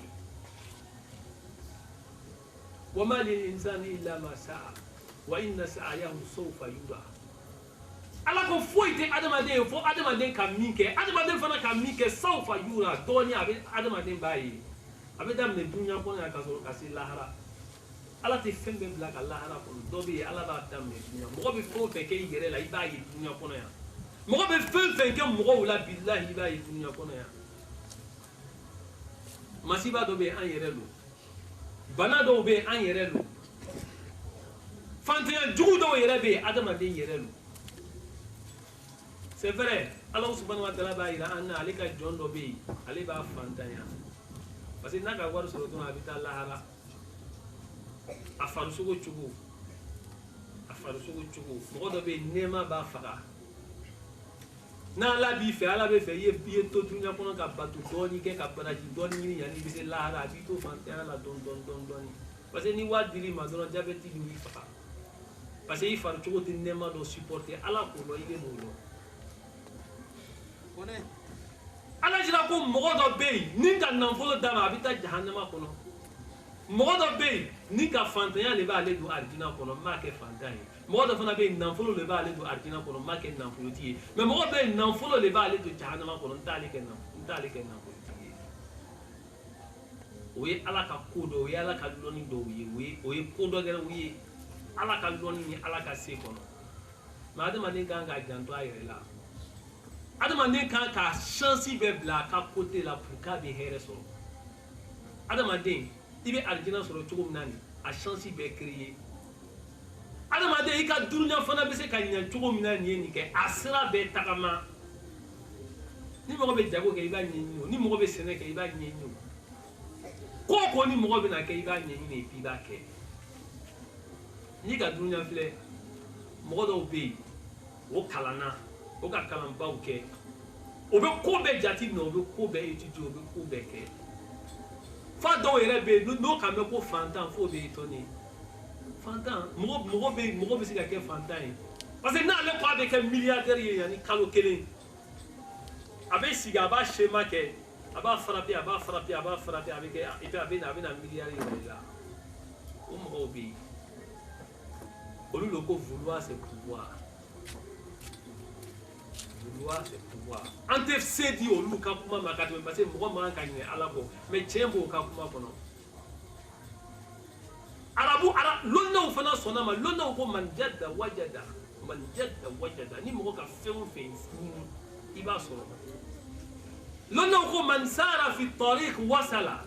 ni mɔgɔ min tagamana i bɛ se Abidjan ka jan mobilité il est sigila ko Abidjan ka jan dɛ mɔgɔ tɛ ka taa i bɛna se wa o ko mobilité Abidjan taga ye jagoya min wulila k'a ka doni ta ka sira minɛ bilahi a bɛ se Abidjan o man sara fi tariq wasala adamaden an ye hɛrɛ siraw ta n'Ala nana ka na min kɛ sisan an b'a dɔn ko non Ala de ka nin kɛ mais an ye hɛrɛ sira bɛɛ bila an ka côté la dunuya ani lahara dunuya ani lahara adamaden ye dilan adamaden ye kalan adamaden n'i kalanna kalan nin i jija kalan nafa a ye ye i la a ka gɛlɛn dunuyatigɛ kow bɛ adamaden embrouillé problème min adamaden b'a sɔrɔ dunuya kɔnɔ ele yɛrɛ bɛ milieu min na tuma dɔ la i ka furu kɔnɔ muso min b'i bolo souvent lɔnni b'i la faamuyali b'i la mais n'i ma kɛ mɔgɔ basigi i tɛ se ka foyi kɛ ko bɛɛ bɛ ɲagami i bolo f'i b'i hakili sigi ka kow ɲɛɲini ka baaraw kɛ janko i bɛ se ka sira sɔrɔ silamɛya nana ka na adamadenw kalan silamɛya o de kosɔn silamɛya b'a yira an na kuranɛ daminɛna ni kumakan fila ye arrahman arrahim Ala ko ale ye rahman ye Ala ko ale ye rahim ye dunuya lɔninaw tilana fila dɔw kɛla arrahmaniyun dɔw kɛla arrahimiyun dɔw ko arrahmaniyun olu bɛ jɔnw ye olu ye athèw ye i n'a fɔ URSS Union soviétique olu tun b'o base de kan an ye Ala ko nin an y'a to yen an y'a kɛ komi Ala tɛ yen an y'a kɛ komi Ala tɛ yen dɔ ko ten ko an y'a kɛ komi Ala sala Ala ko nin kɛ an y'a bɔ a la an y'a kɛ dɔrɔn ni mɔgɔ ka min ɲini ni k'o sɔrɔ i k'o sɔrɔ an ye Ala ko bɔ a la dɔw ko ten an ye Ala ko bɔ a la dɔw fana bɛ yen olu ko non Ala le bɛ ko bɛɛ kɛ adamaden ye ko to Ala ma ni min kɛra dɔrɔn Ala bɛ ka kɛ ni min kɛra dɔrɔn Ala tɛ wa ni min kana i yɛrɛ sɛgɛn silamɛya nana ka na ni fila sɔrɔ silamɛya ko non waja'alnakum ummatan wasata silamɛya bɛ cɛ mali se dɔ bɛ adamaden bolo se dɔ bɛ Ala bolo Ala fana bɛ adamaden nin filɛ i bɛ taa cogo min na Ala fana b'i dɛmɛ ten o de kosɔn Ala jira ko n'i ŋunumana ka na Ala ma a bɛna boli ka taa i ma n'i fofola ka na Ala ma Ala bɛna ŋunuma ka na i ma n'i bolila ka taa Ala ma don i bɛ tunu Ala la o donc juru dɔ b'an bolo juru dɔ bɛ Ala bolo Ala fana bɛ adamaden filɛ la yughayyiru Allahu ma bi qawmin hatta yughayyiru ma bi anfusihim Ala ko ale tɛna fɛn yɛlɛma adamadenw na fo adamadenw yɛrɛ ye yɛlɛmani ni occasionné o yɛrɛ la ja yɛlɛmali ye tiɲɛ ye yɛlɛmali ye tiɲɛ ye dani bana Ala bolo Laylatul Qadri yɛrɛ bɛna yira ko ja transformation ye réalité le ye ja mɔgɔ i ka cliché min bɛ Ala fɛ i bɛ se k'a effacer ka film kura bila a la Laylatul Qadri b'o le yira an na parce que lɔnna mun bɛ kuma kan o niveau kan olu ko san o san changement bɛ na fo ka taa se san wɛrɛ ma Ala bɛ chance di adamadenw ma Ala bɛ chance di adamadenw ma donc n'an ka faamuyali kɛ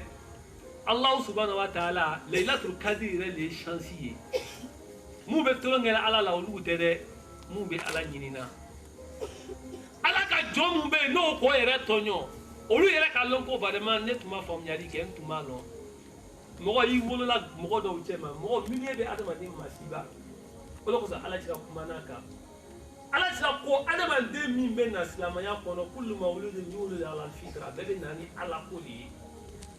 den o den n'a bɛ na a bɛɛ bɛ na ni sujudi de ye physiquement den bɛ na sujudi position de la n'a ma na fɔ ko non ko den na cogo ma ɲi den bɛ na o cogo min na den fana bɛ na ten a sanuma Ala ko milieu de bɛ na den tiɲɛ LBA i bɛ milieu min kɔnɔ milieu de bɛ adamaden tiɲɛ ni mɔgɔ k'i ka denmisɛnninya kɛ kɔrɔ mun cɛ ma n'olu bɛ sigɛrɛti min a ka ca i bɛ sigɛrɛti min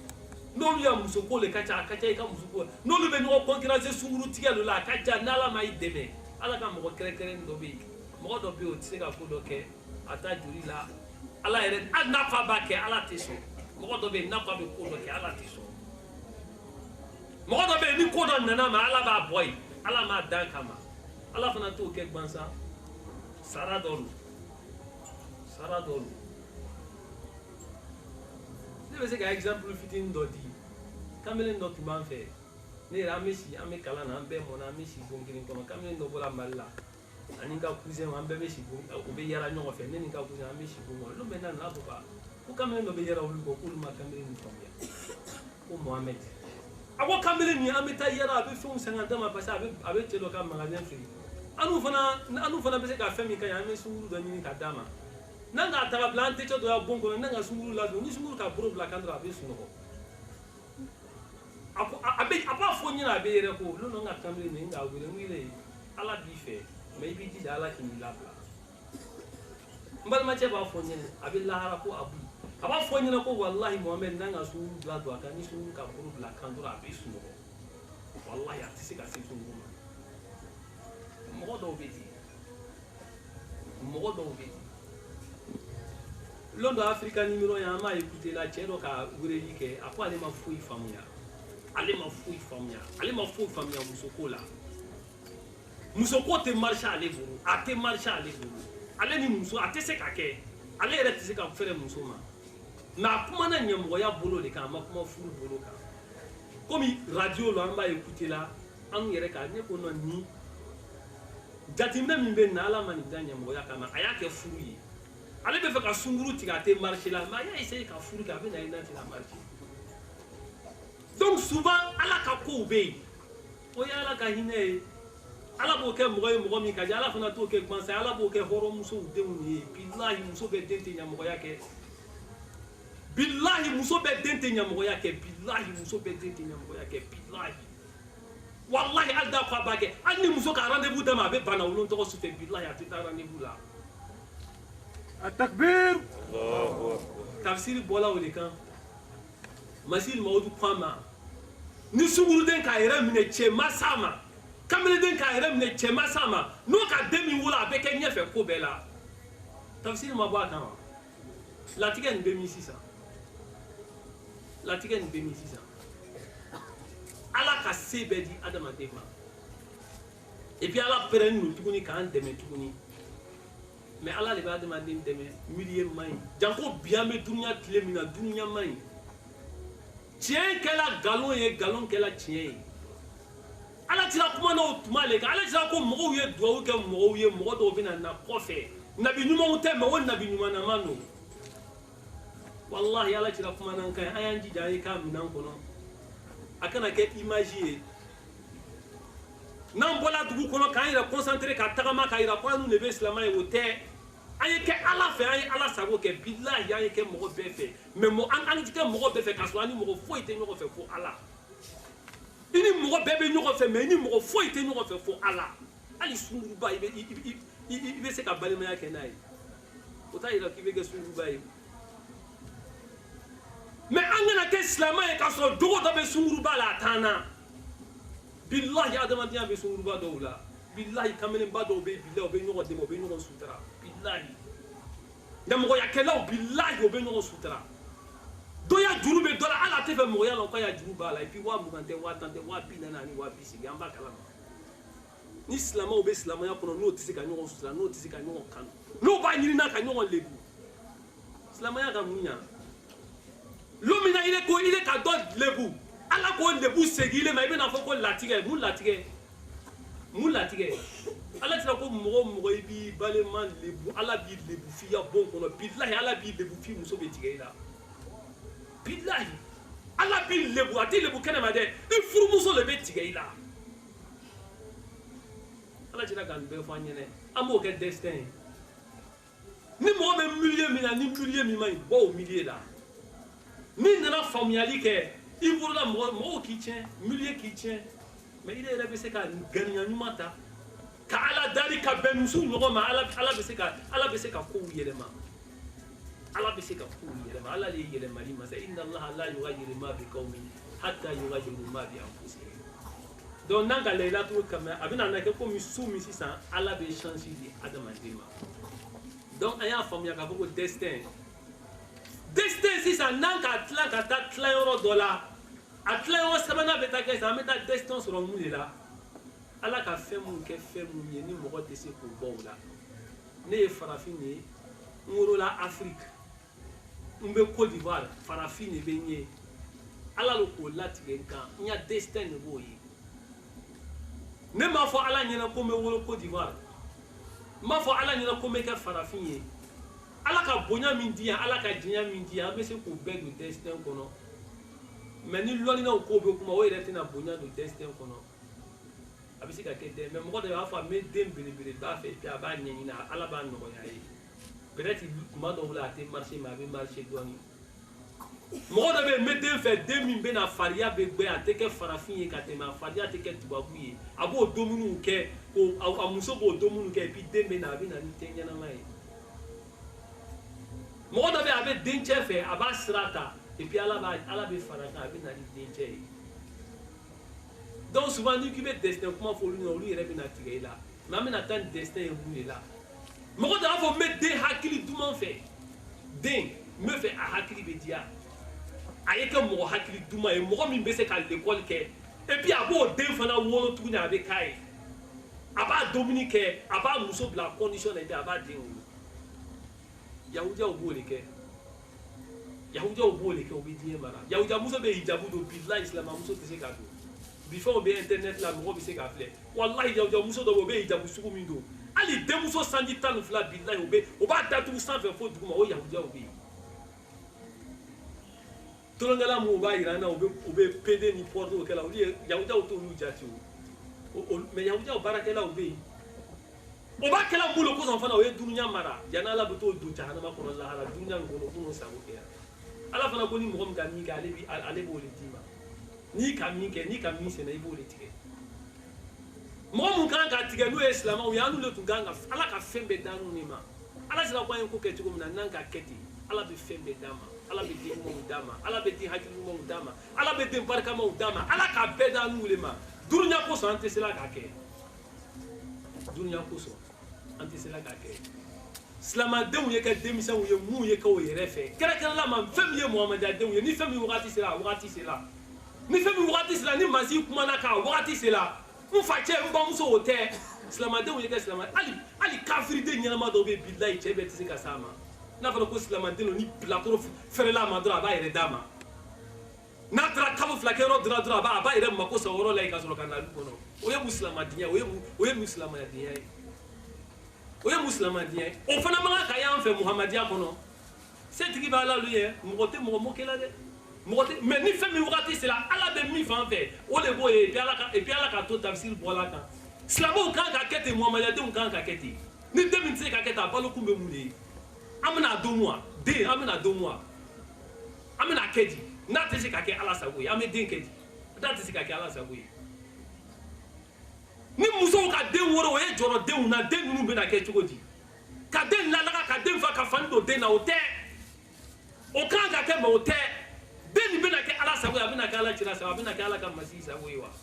est ce que o jɔrɔ b'i la ka tɛmɛ den ka fani ko kan wa wallahi n'an k'an denw bila fani ɲɛnama la an n'u de bɛ content n'an k'an musow bila fani ɲuman na anw ka valeur an b'o de kɛ mais bilahi musow ye jɔrɔ ni fɛn wɛrɛ ye min n'o tɛ kelen o ye jɔrɔ ni denw ka ɲɛ ye denmisɛnw fana ye jɔrɔ n'o yɛrɛ ye kafiriden bilahi n'a bɛ to sɔrɔ ka denw min b'a yɛrɛ kalama n'a bɛ to sɔrɔ ka denw o bɛ fani dɔɔni d'a ma cɛ bɛɛ tɛ se ka bolo la kan yɛrɛ f'a bɛ n'i kanu le peut-être i bolo bɛna s'a ma n'a fɔra ko silamɛden ka silamɛkalan kɛ ka kalan kɛ ka tafsiriw kɛ ka mɔ ala mɔgɔw cɛma ala ko bɛ f'i ɲɛna don bɛɛ ala ko bɛ f'i ɲɛna komi ala bɛna yira i la komi i ɲɛ bɛ ala cira la i bɛ ban tuguni dɔ bɛ fɛrɛ i ma dɔrɔn a bɛ manamana k'i la fo mɔgɔ de bɛ cɛ dɔ wele kamalen dɔ f'a ye ko i kana gɛrɛ sugu ninnu na tuguni dɛ bilahi silamɛden yɛrɛ ni kafiri ser'i ma i bɛ kuma f'a ma ni bilakoro ser'i ma i bɛ kuma f'a ma hali sini n'a k'i ye a bɛ bɔ a b'a fɔ ko nin ye mɔgɔ adamaden sugu de ye ni an ka denw ma kɛ ten bilahi den t'an bolo ba ala ye den d'a ma bilakoro bɛ silamɛden wele siɲɛ 2 Blacro Besla. Ali Bousman Dendobe, Kafir Dendobe, Nika, on a fini pour toi, Dula Salat, tu m'as bien regardé. Wallahi Billahi, Bousman Dendobe, faut du laver, avec Kanyene. Toi, là, il faut aller te laver d'abord les salles du là comme ça, la tête, tu m'as bien regardé. Est-ce que Nika, il va où il va? N'a pas la Islam Dene, tu sais qu'à Blacro fait à bas, mais. Islam Demuso, faut le faire, hey, les gars, ni tout là, amène pro, angéli yetuguni, autrement il est bien mouné, comment me faut il est bien mouné, il est bien mouné. Islam Deme Beketi, faut Islam Deme faut n'avoir Beketi, Islam ya ka korota yole, quelque là même Muhammad Jam qu'on a ka korota yole. Wallahi mo te mo ke Muhammad ni mo ke la Muhammad ala Beketi, ala be fait là ikam mi ka jugu ka te mataka. Billah ya me tient faut la ala le kama. Billah ya me tient faut la ala le kama. Fome kele ya ala ka dinana. Fome kele ya ala ka dinana. Wallahi anye kan yere kala anga na yere fisi ya mugo ma fana ye. Anga na yere fisi ya mugo. Anye keni be. An jogo ya ira kwa ni mugo te kele. Otman Allah tike kan me fe ka mi fo ka la jiri kan no masi ko kuma bola kan. Kuma gbe ni no anye keni no fe. Anye keni no fe. Anye ke ala fe anye sira nyuma uta nanga sira nyuma uta ala ba ndeme. Nanga sira nyuma uta ala ba ndeme. Ala nana kana ala ko ale ma dina dan ka toro sigi adama den. Dina ni akunte ka adama den toro. Akune ka adama den lafiya. Otmara amena résumé donne que toi Bukana. Nous allons faire un peu le résumé hein. Je vais dire l'essentiel de ce que je viens de dire. Mon but c'est pas de faire démonstration de français. Donc quand je vais vous mettre Désiré là, je demande des excuses au maître de la langue française. Donc je vais utiliser un peu la langue française comme un véhicule pour passer un message. Mon but ce n'est pas de faire des démonstrations de grammaire. Et notre sujet aujourd'hui, c'est la nuit du destin. Laylatul Qadr. Allah subhanahu wa ta'ala nous a donné le mois de Ramadan, nous a donné l'islam. Et parmi les prières des Allah nous a donné le jeûne de Ramadan. Et pendant le mois de Ramadan, nous a donné une nuit qui est bénie, une nuit qui vaut 1000 mois. Toutes les nuits du mois de Ramadan sont bénies, mais cette nuit-là, elle est particulière. Le prophète Mohammed sallallahu alayhi wa sallam en son temps, il n'a pas enseigné la nuit-là aux gens directement, mais il a dit aux gens de chercher la nuit-là dans les 10 derniers jours du mois de Ramadan. Et après, il a dit aux gens encore de le chercher particulièrement dans les jours impairs. Une fois, sa femme Aïcha, notre mère, lui demandait, en ce qui concerne le jour même, il a dit à sa femme, je n'enseigne pas ça parce que les gens ne vont pas faire d'efforts dans les autres nuits, ils vont attendre la nuit là avant de faire des efforts. Donc les disciples de Mohammed sallallahu alayhi wa sallam cherchaient cette nuit. Elles-mêmes, ils essayaient d'analyser et de savoir c'est quelle nuit. Ils écoutent le prophète, ils lisent le Coran. Souvent, ils tirent un peu la langue du prophète qui parle un peu, le prophète parle un peu, il tait. Un jour, Aïcha a dit au prophète, il a dit, Mohammed, si je connaissais cette nuit-là, la nuit que tu caches là, tu ne veux pas nous dire là. Mais si c'est tout que moi j'ai pu connaître la nuit là par la grâce de Dieu, quelle prière tu me conseilles de faire cette nuit-là? Quel dua tu me conseilles de faire? Le prophète a dit à Aïcha, il n'a pas dit tu ne peux pas connaître, il n'a pas dit non tu ne connais pas, il dit bon, il faut dire Allahumma innaka afuwun karim, tuhibbul afwa fa'fu anni. Non, le prophète a montré qu'elle peut connaître. Le prophète a su qu'elle connaît. Donc le prophète il s'amuse souvent avec sa femme, alors tu ne connais pas, c'est quel jour, il faut me dire. Il a dit bon, il faut dire Allah, tu es le plus pardonneur, tu es le plus grand pardonneur, je te demande de pardonner mes péchés. Pardon, Allah pardon, Allah pardon. C'est ce qu'on doit dire ces jours-là. Et c'est ce qu'on doit dire tous les jours. Le musulman doit être quelqu'un, même s'il est dans le péché, là, il doit être, même si tu fais ce que Dieu n'aime pas, c'est en pleurant que tu le fais. Mais ce n'est pas en pensant que tu es mal impliqué Dieu, mais tu es mal impliqué les hommes de Dieu. En pleurant, tu fais le péché, tu demandes pardon à Allah, Allah peut te pardonner, Allah peut t'enlever dedans. Parce que Allah sait que tu es un homme, tu es faible. Mais toi, tu es mal impliqué Dieu, tu dribbles les hommes de Dieu. C'est ce qu'Allah a dit à le Coran. Ils pensent qu'ils sont en train de trahir Allah, ils pensent qu'ils sont en train de se moquer de Allah. Ils disent qu'ils sont croyants, alors qu'ils ne sont pas des croyants. Ceux-là ne peuvent pas gagner le jour de Laylatul Qadr, les bénédictions et les mérites de cette nuit-là.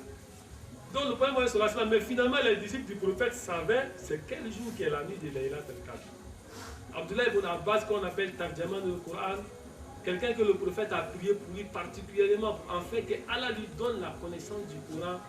Lui, il a fait la démonstration à partir du Coran, à partir de son ilham qu'Allah lui a donné. Il a dit les lettres cadre, c'est dit dans le Coran. Tout est dans le Coran.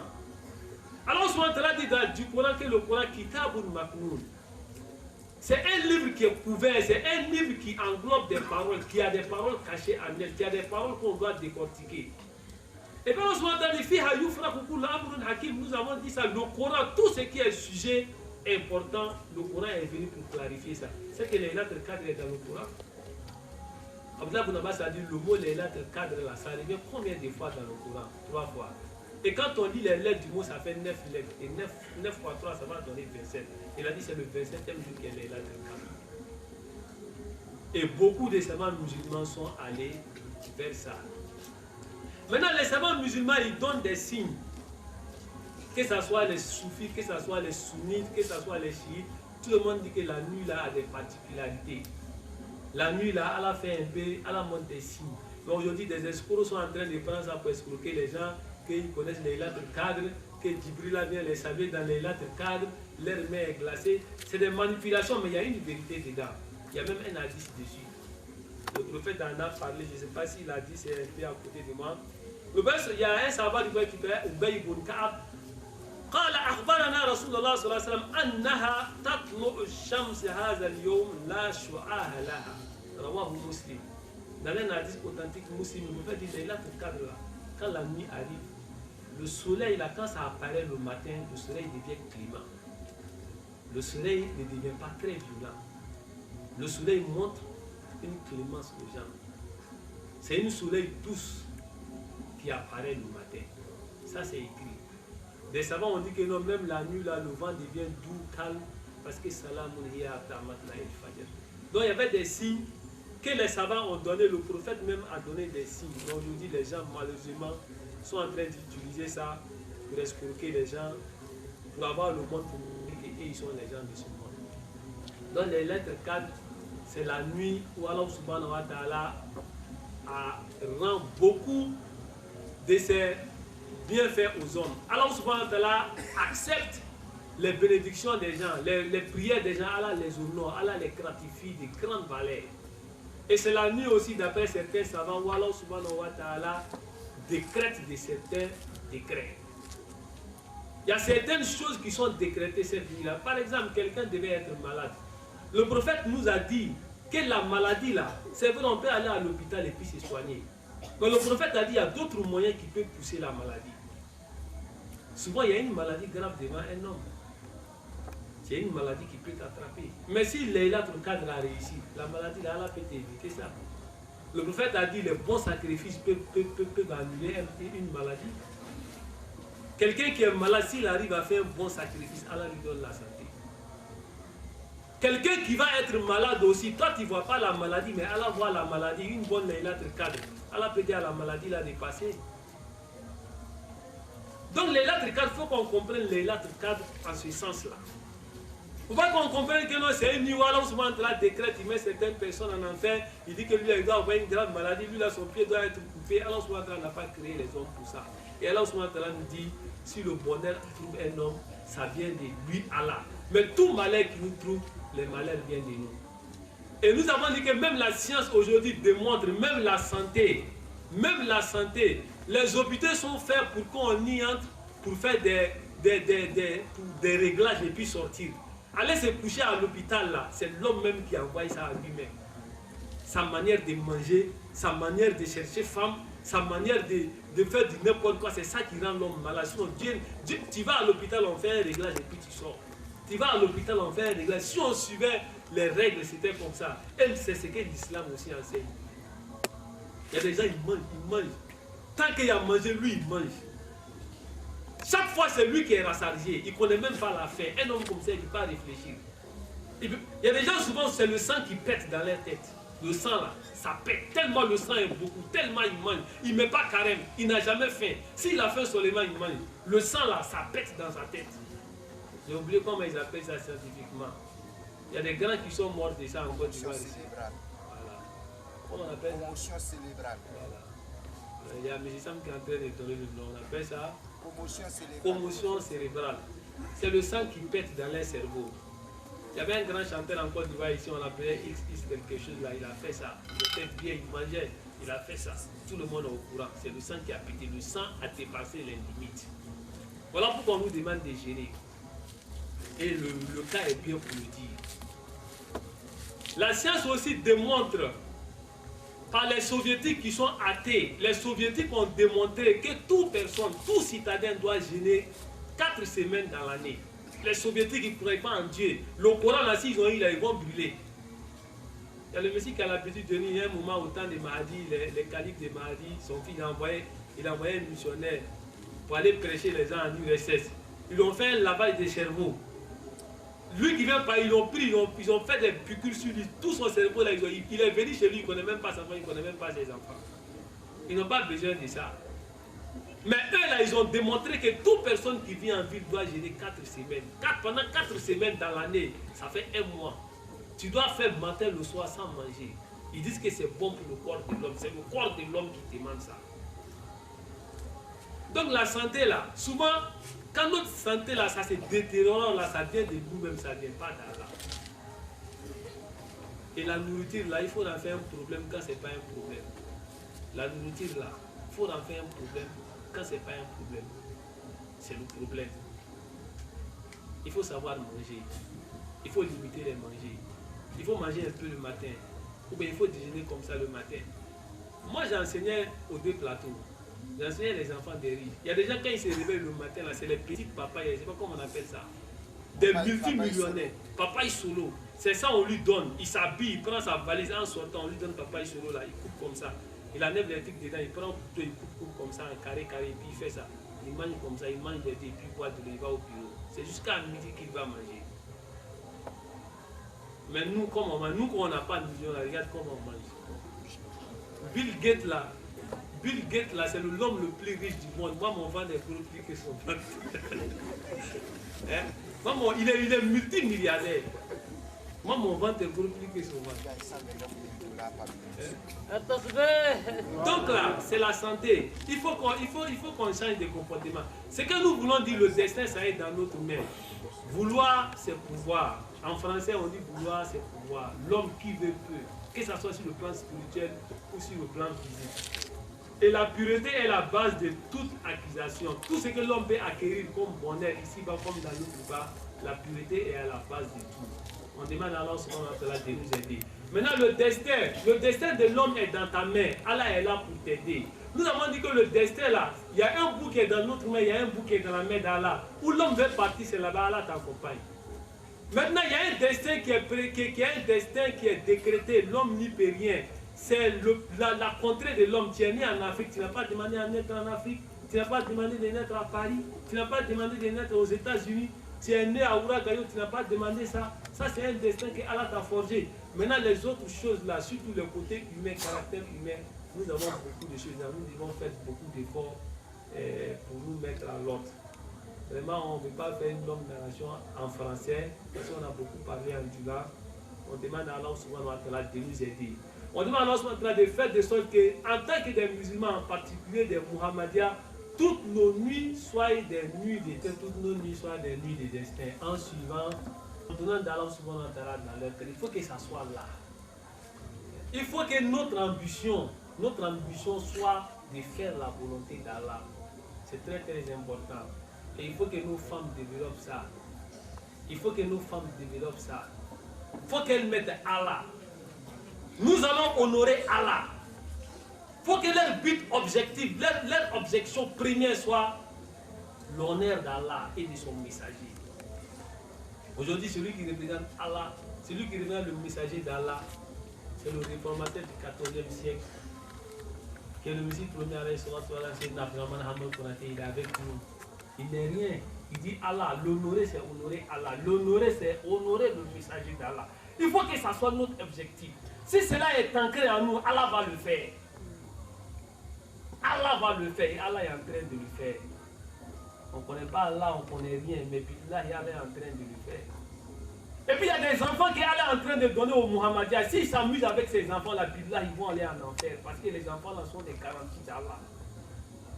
Le Messie premier est en train de prier enfin que Allah envoie des gens qui vont faire sa pratique, qui vont pratiquer le Coran, qui vont l'aider. Ils ne vont pas quitter au ciel, c'est les femmes qui vont les mettre au monde. Si le Messie a dit aux femmes dans le tafsir de suivre les enfants,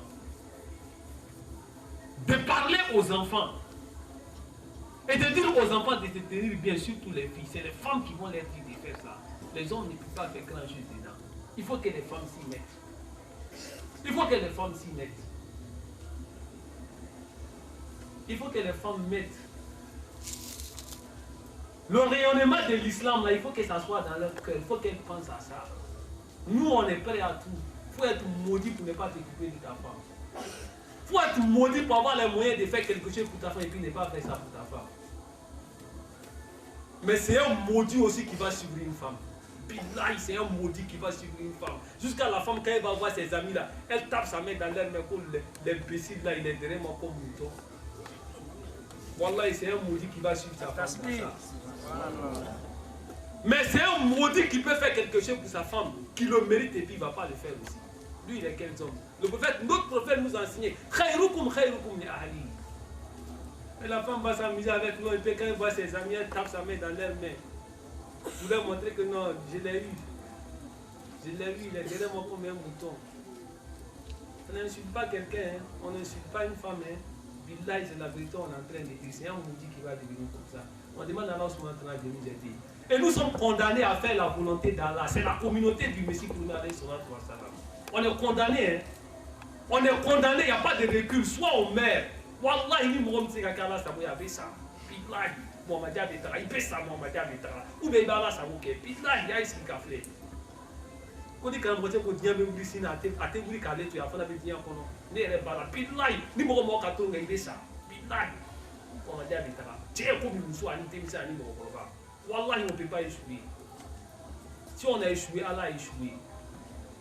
On demande à Allah subhanahu wa ta'ala de nous aider, de faire de nous des bons musulmans. Bihurmat Mohamed Mustafa sallallahu alayhi wa sallam. Qu'Allah aide l'islam et qu'Allah fasse que le pays soit en paix, qu'Allah fasse que les hommes aussi, les autorités puissent connaître Allah et puis respecter Allah pour que la volonté d'Allah puisse faire. Ça c'est bien pour eux et ça c'est bien pour tout le monde. Assalamu alaikum wa rahmatullahi wa barakatuh. Takbir. Takbir. C'est débranché. Ouais, ça va. Le baladeur. Ntuye yambolo manche Cheikh Youssouf Koné ka intervention yi ñalo tala ka ji. Bila micro passé Sidna Abdurrahman Konate ma Masjid al-Mawud Nabi Isa al-Mujaddid al-Qarn Rabi Ashara amina micro dama bena haklina laba abeno diama ni Allah taala ka ji. Donc tafaddalu mashkour. صليت على إبراهيم وعلى آل إبراهيم إنك حميد مجيد اللهم بارك على محمد وعلى آل محمد كما باركت على إبراهيم وعلى آل إبراهيم. السلام عليكم ورحمة الله وبركاته. أبي فرقبة كم يوبا دون أبي سوبالي suinga kan ka ke anka ala wele sude anka kasi ala masu ala dirisu komi sise bora kan jogo mina ko bebi ala boro mais ala ti yele mani ke naw yere ma yele ma de ala ti yele mani ke naw yere ma yele ma ni ala kuma fana be fo aw ye bamba ka famu ka ta fanyu manka ni ala kuma be fo aw ya famu ka ta fan ɲuman kan n'aw ka famu ka ta fan ɲuman kan a b'a nafa ni ka famu ka ta fan jugu kan i ka kan ka nafa min sɔrɔ a la tuma dɔw la i t'o sɔrɔ n bɛna o yɔrɔnin fitinin fɔ an bɛ sɔrɔ ka dugawu di an facɛ ma a man kan ka min sigi la ka tɛmɛ minnu kan an ka ko caman de b'an yɛrɛ bolo a n'an ka ko bɛɛ b'an yɛrɛ bolo kuma kelen tɛ n b'a fɛ a y'o faamu kosɛbɛ a ka kumakan na banabagatɔ dɔw bɛna na miiri ko Yusufu ko an ka bana y'an yɛrɛ le ye a ma fɔ ten n'an ko an b'a filɛ a ye Usumani fɔdiyemu min ko fɔ nin ye n'a ye jihadi kɛ Nizeriya jamana na a sara ni bato de ye mɔgɔ minnu bɛ histoire kalama o b'a dɔn kunantɔ bana ni sara n'o de ye Mujadidu tɛ Usumani Dam fɔdiye ye mais an tɛ se k'a fɔ Mujadidu fana tɛ Mujadidu modèle bɛ yen a ka niveau la Mujadidu lo mais a sara ni bana jugu ye o hokima bɛ yen ani sujet nin tɛ ɲɔgɔn ka sira la o hokima bɛ yen o tɛ kuma ni sɔsɔ Gulam Ahmadul Qadiani Mujadidu baba min bɛɛ lajɛlen tɛmɛna a ka bon n'a bɛɛ ye a bɛ fɔ ale ma Al-Mahdi kunkolo dimi gɛlɛn a y'a ka ɲɛnamaya kɛ n'a ye dɛ Sumana wele a y'a ka ɲɛnamaya kɛ n'a ye maa lɔ b'a fɔ Sulema lɔ joona Supis Gulam Ahmadul Qadiani y'a ka ɲɛnamaya kɛ ni nin ye k'a fɔ ko juguw b'a sɛbɛn nin o tɛ a yɛrɛ y'a sɛbɛn Ala k'a lajarabi ni bana dɔ ye a ma dogo donc a m'a fɔ ko Gulam fana tɛ a yɛrɛ kalama wa a b'a yɛrɛ kalama tuma dɔ la ni kuma bɛ fɔ o bɛna na kuma dɔ ta ko ko cɛ ko tan ko mais ko nin kɛra ten sujet kelen tɛ mɔgɔ ka ko dɔw b'i bolo i ka ko bɛɛ lajɛlen t'i yɛrɛ bolo tuma dɔ la Alamɔgɔ baba ninnu Ala subhanahu wa ta'ala bɛ lajarabi dɔ da u kan n bɛ mɔgɔ dama damani fɔ Nabila Ayuba fɔlɔ ka Mujadidu dɔw de ta Ayuba ka bana min kɛ lɔnnaw b'a kalama a bɛ san 7 bɔ k'a yɔrɔ bɛɛ tori farikuru ka minɛ a yɔrɔ tɛ yen min ma kurukuru n'a bɛ ji bɔ o yɔrɔ tɛ yen Ayuba Ayuba t'a la a bɛ dumuni min kɛ wa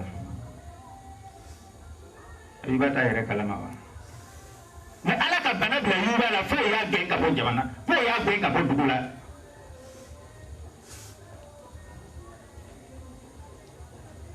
tuma dɔw la Ala bɛ a ka mɔgɔba ninnu lajarabi soit o yɛrɛ la ou bien soit o borola mɔgɔ la o hikima bɛ Ala bolo i bɛ se ka Mujadidu bɛ lajarabi ba b'ale yɛrɛ kan bana kabako b'a yɛrɛ la a b'a furakɛ ka dɛsɛ a tɛ furakɛ ou bien Ala b'a ka mɔgɔ dɔ lajarabi soit muso soit den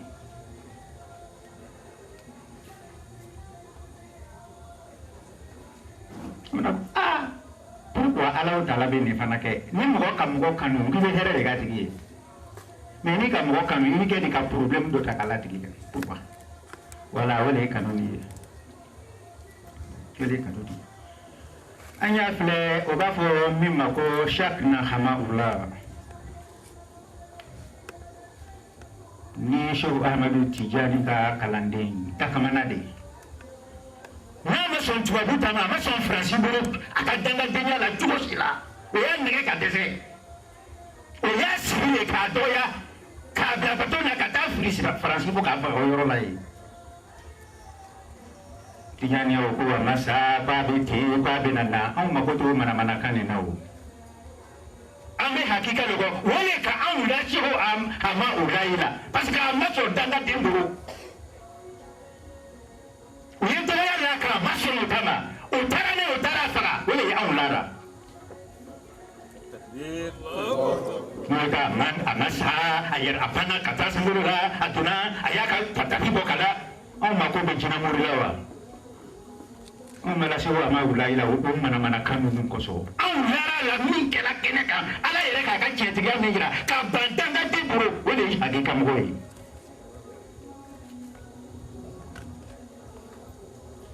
ma mun ko so ala utala kan to ya ne bela shi wo ma ulai ka to bu sira ka mene pourquoi to bu sira ka mene wala ne to bu sira ka si wala ne to bu sira ka kana e wala ne me ni o shin ko sira doron ko shakna asirin ko ni na masiri o to me lo sira la ko shakna kubar billahi asirila aminana atara frasiboro atara sa frasiboro me ni o shin ko sira ko shakna mbala be ko ke ka sababu ke ko do di ala ye banada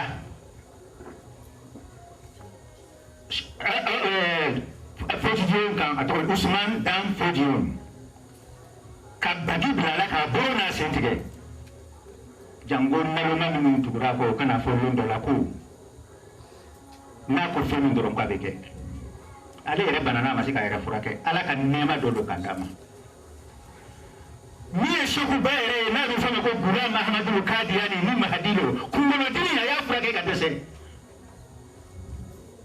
sumana mule ka furake ka dese asarana yi jangon naloma kana na folon do la ko ni gula ala ni Gulam baraka alam Gulam ni ala المسيح الموعود نعرف لين يوم صبي يا مانجني بين بمرو واتكما جرنا كومي على كم مسيبا نولا pourquoi elle est là qu'elle faut être là donc elle est là comme banya mando yewa mais ni fe be muso la fembi la ke ni fembi de na fembi la ke jango kan no kana ka mushriku yen ko fe juje ba na nani odi mushriku ya le ban se jana mana awu bi mo ngini nkoni ala be problem do la o ka aba yere nyini adu yere nyana ka dete awu ba do ko jawu be mi ngoni ja foite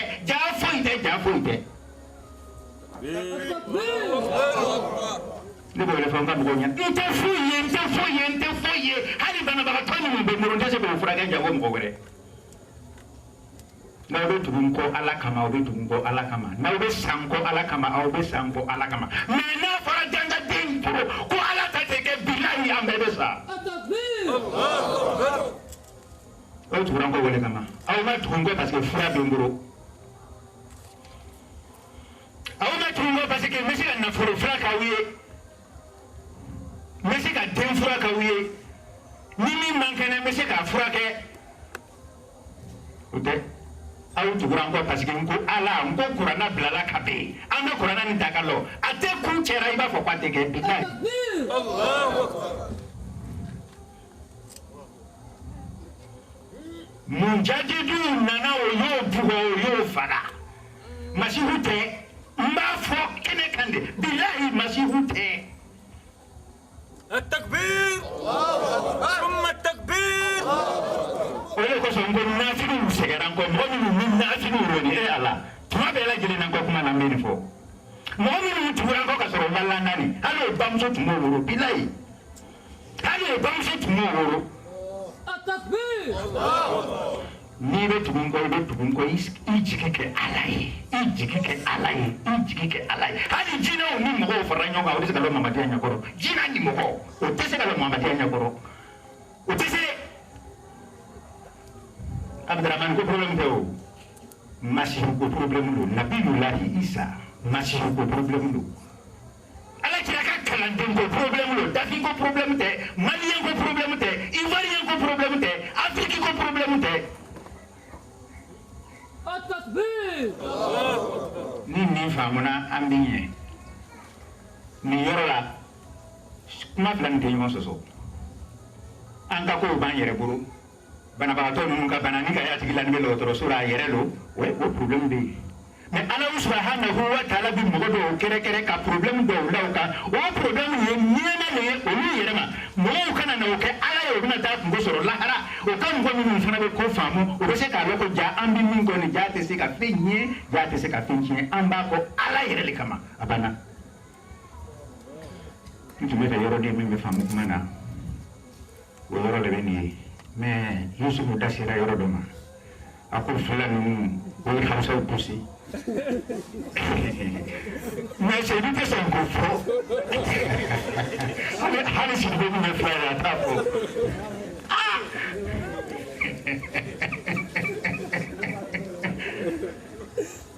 c'est très bien. Ada sera orang mana jarangnya fana. Dunia ni nak tuma dora kabako debe. Ala bi kabako be. Tuma dora ni fin do na ni mujadi du bora bro. Kalite ni yere ba kede ko so ni. O ni yere maka ka diru ye. Akara ko Iran. Tuma na ala kira bora ya so Iran ni mushu bode. Silama mtume hali wrong supporte Iran ka. Lonna be la kire ba kalama. Mais bi joni kala la kira demu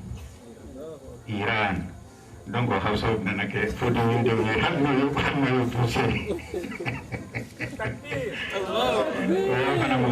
tuma dora ala taala ka bara bete ala ko ni fala kira nyana sallallahu alaihi wasallam ako suu bina kunu tuma dora ni borani ni mujadu du borani minu ba fa teke ya ni sabari ulu le bina nakay teme bagawi mais nanga play histoire fana mo min ka Nigeria flabi ani Nigeria na yoro ni hausa ta bora islam ya la to ya de donc ala taala ka ko beti bon ba le ka kuma ni fana kan pusi ka o yoro ni fana fo donc mo na kuma to de kuma fa je de amina na micro dama ado to okay amba ta e boro ke dunia ere parce que bi dunia nyana mi be ko sobe kafiru ban bola o ban silama fana bla nyo na mi nyo bo akara bori ka to ma kafiru ban bugola o tede o ban yere fana bla nyona ande ngon bugo an yere be ngon bugola kafiru fana ban bugola abe do kambe ame jamana min fana kono anka kan ka doke anka l'autorité no dane ma ko te l'autorité balo mais anka l'autorité mu wallahi anka ni ma ala ni mo ni ma ko ni ma lo te ala yere fana do mamadiya damina ni fele die sanji mu ba ani nani jamana te islamisi ma bugo jamana mina o ti kono o ti lameo islamisi e biye wa ni ngale yo doron iko sharia iko qur'ana wa ni go mo ka bandoro shi ala na bana o bi kusile na jiya rawo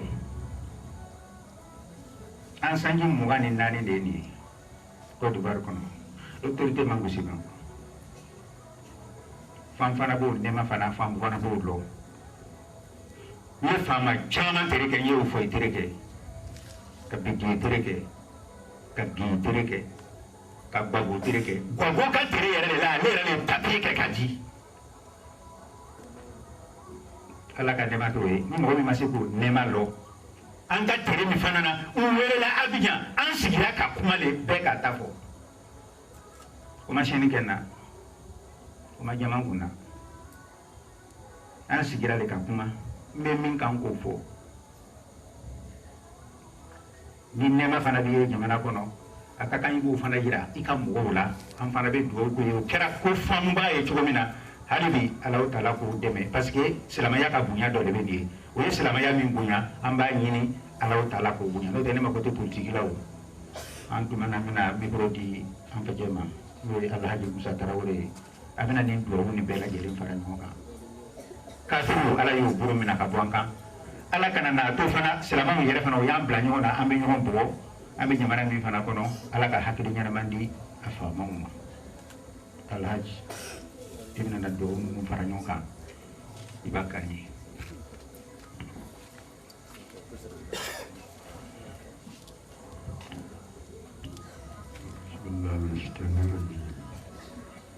Allahumma salli ala Muhammad wa ala ali Muhammad ما قالنا من المجد اللهم بارك على محمد وعلى ال محمد كما باركت على ابراهيم وعلى ال ابراهيم احب الامام تنجاو انسان من مشيين فهموا مرنا تنجاو مشي دو بيجي على بابنا لك ماموري على كان كورتا كان كورتا بدون جون بانو يا وشانا ولا في السيفنا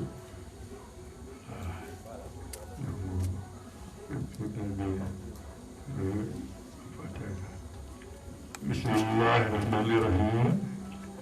الحمد لله رب العالمين الرحمن الرحيم مالك يوم الدين إياك نعبد وإياك نستعين اهدنا الصراط المستقيم صراط الذين أنعمت عليهم غير المغضوب عليهم ولا الضالين. شكرا جزيلا جزاكم الله جزاكم الله خيرا كثيرا. مغو بنا سيجي مغو كان وري أي سيجا سيجي يورلا كالبي بانا يمام با فاتيا دي كيرا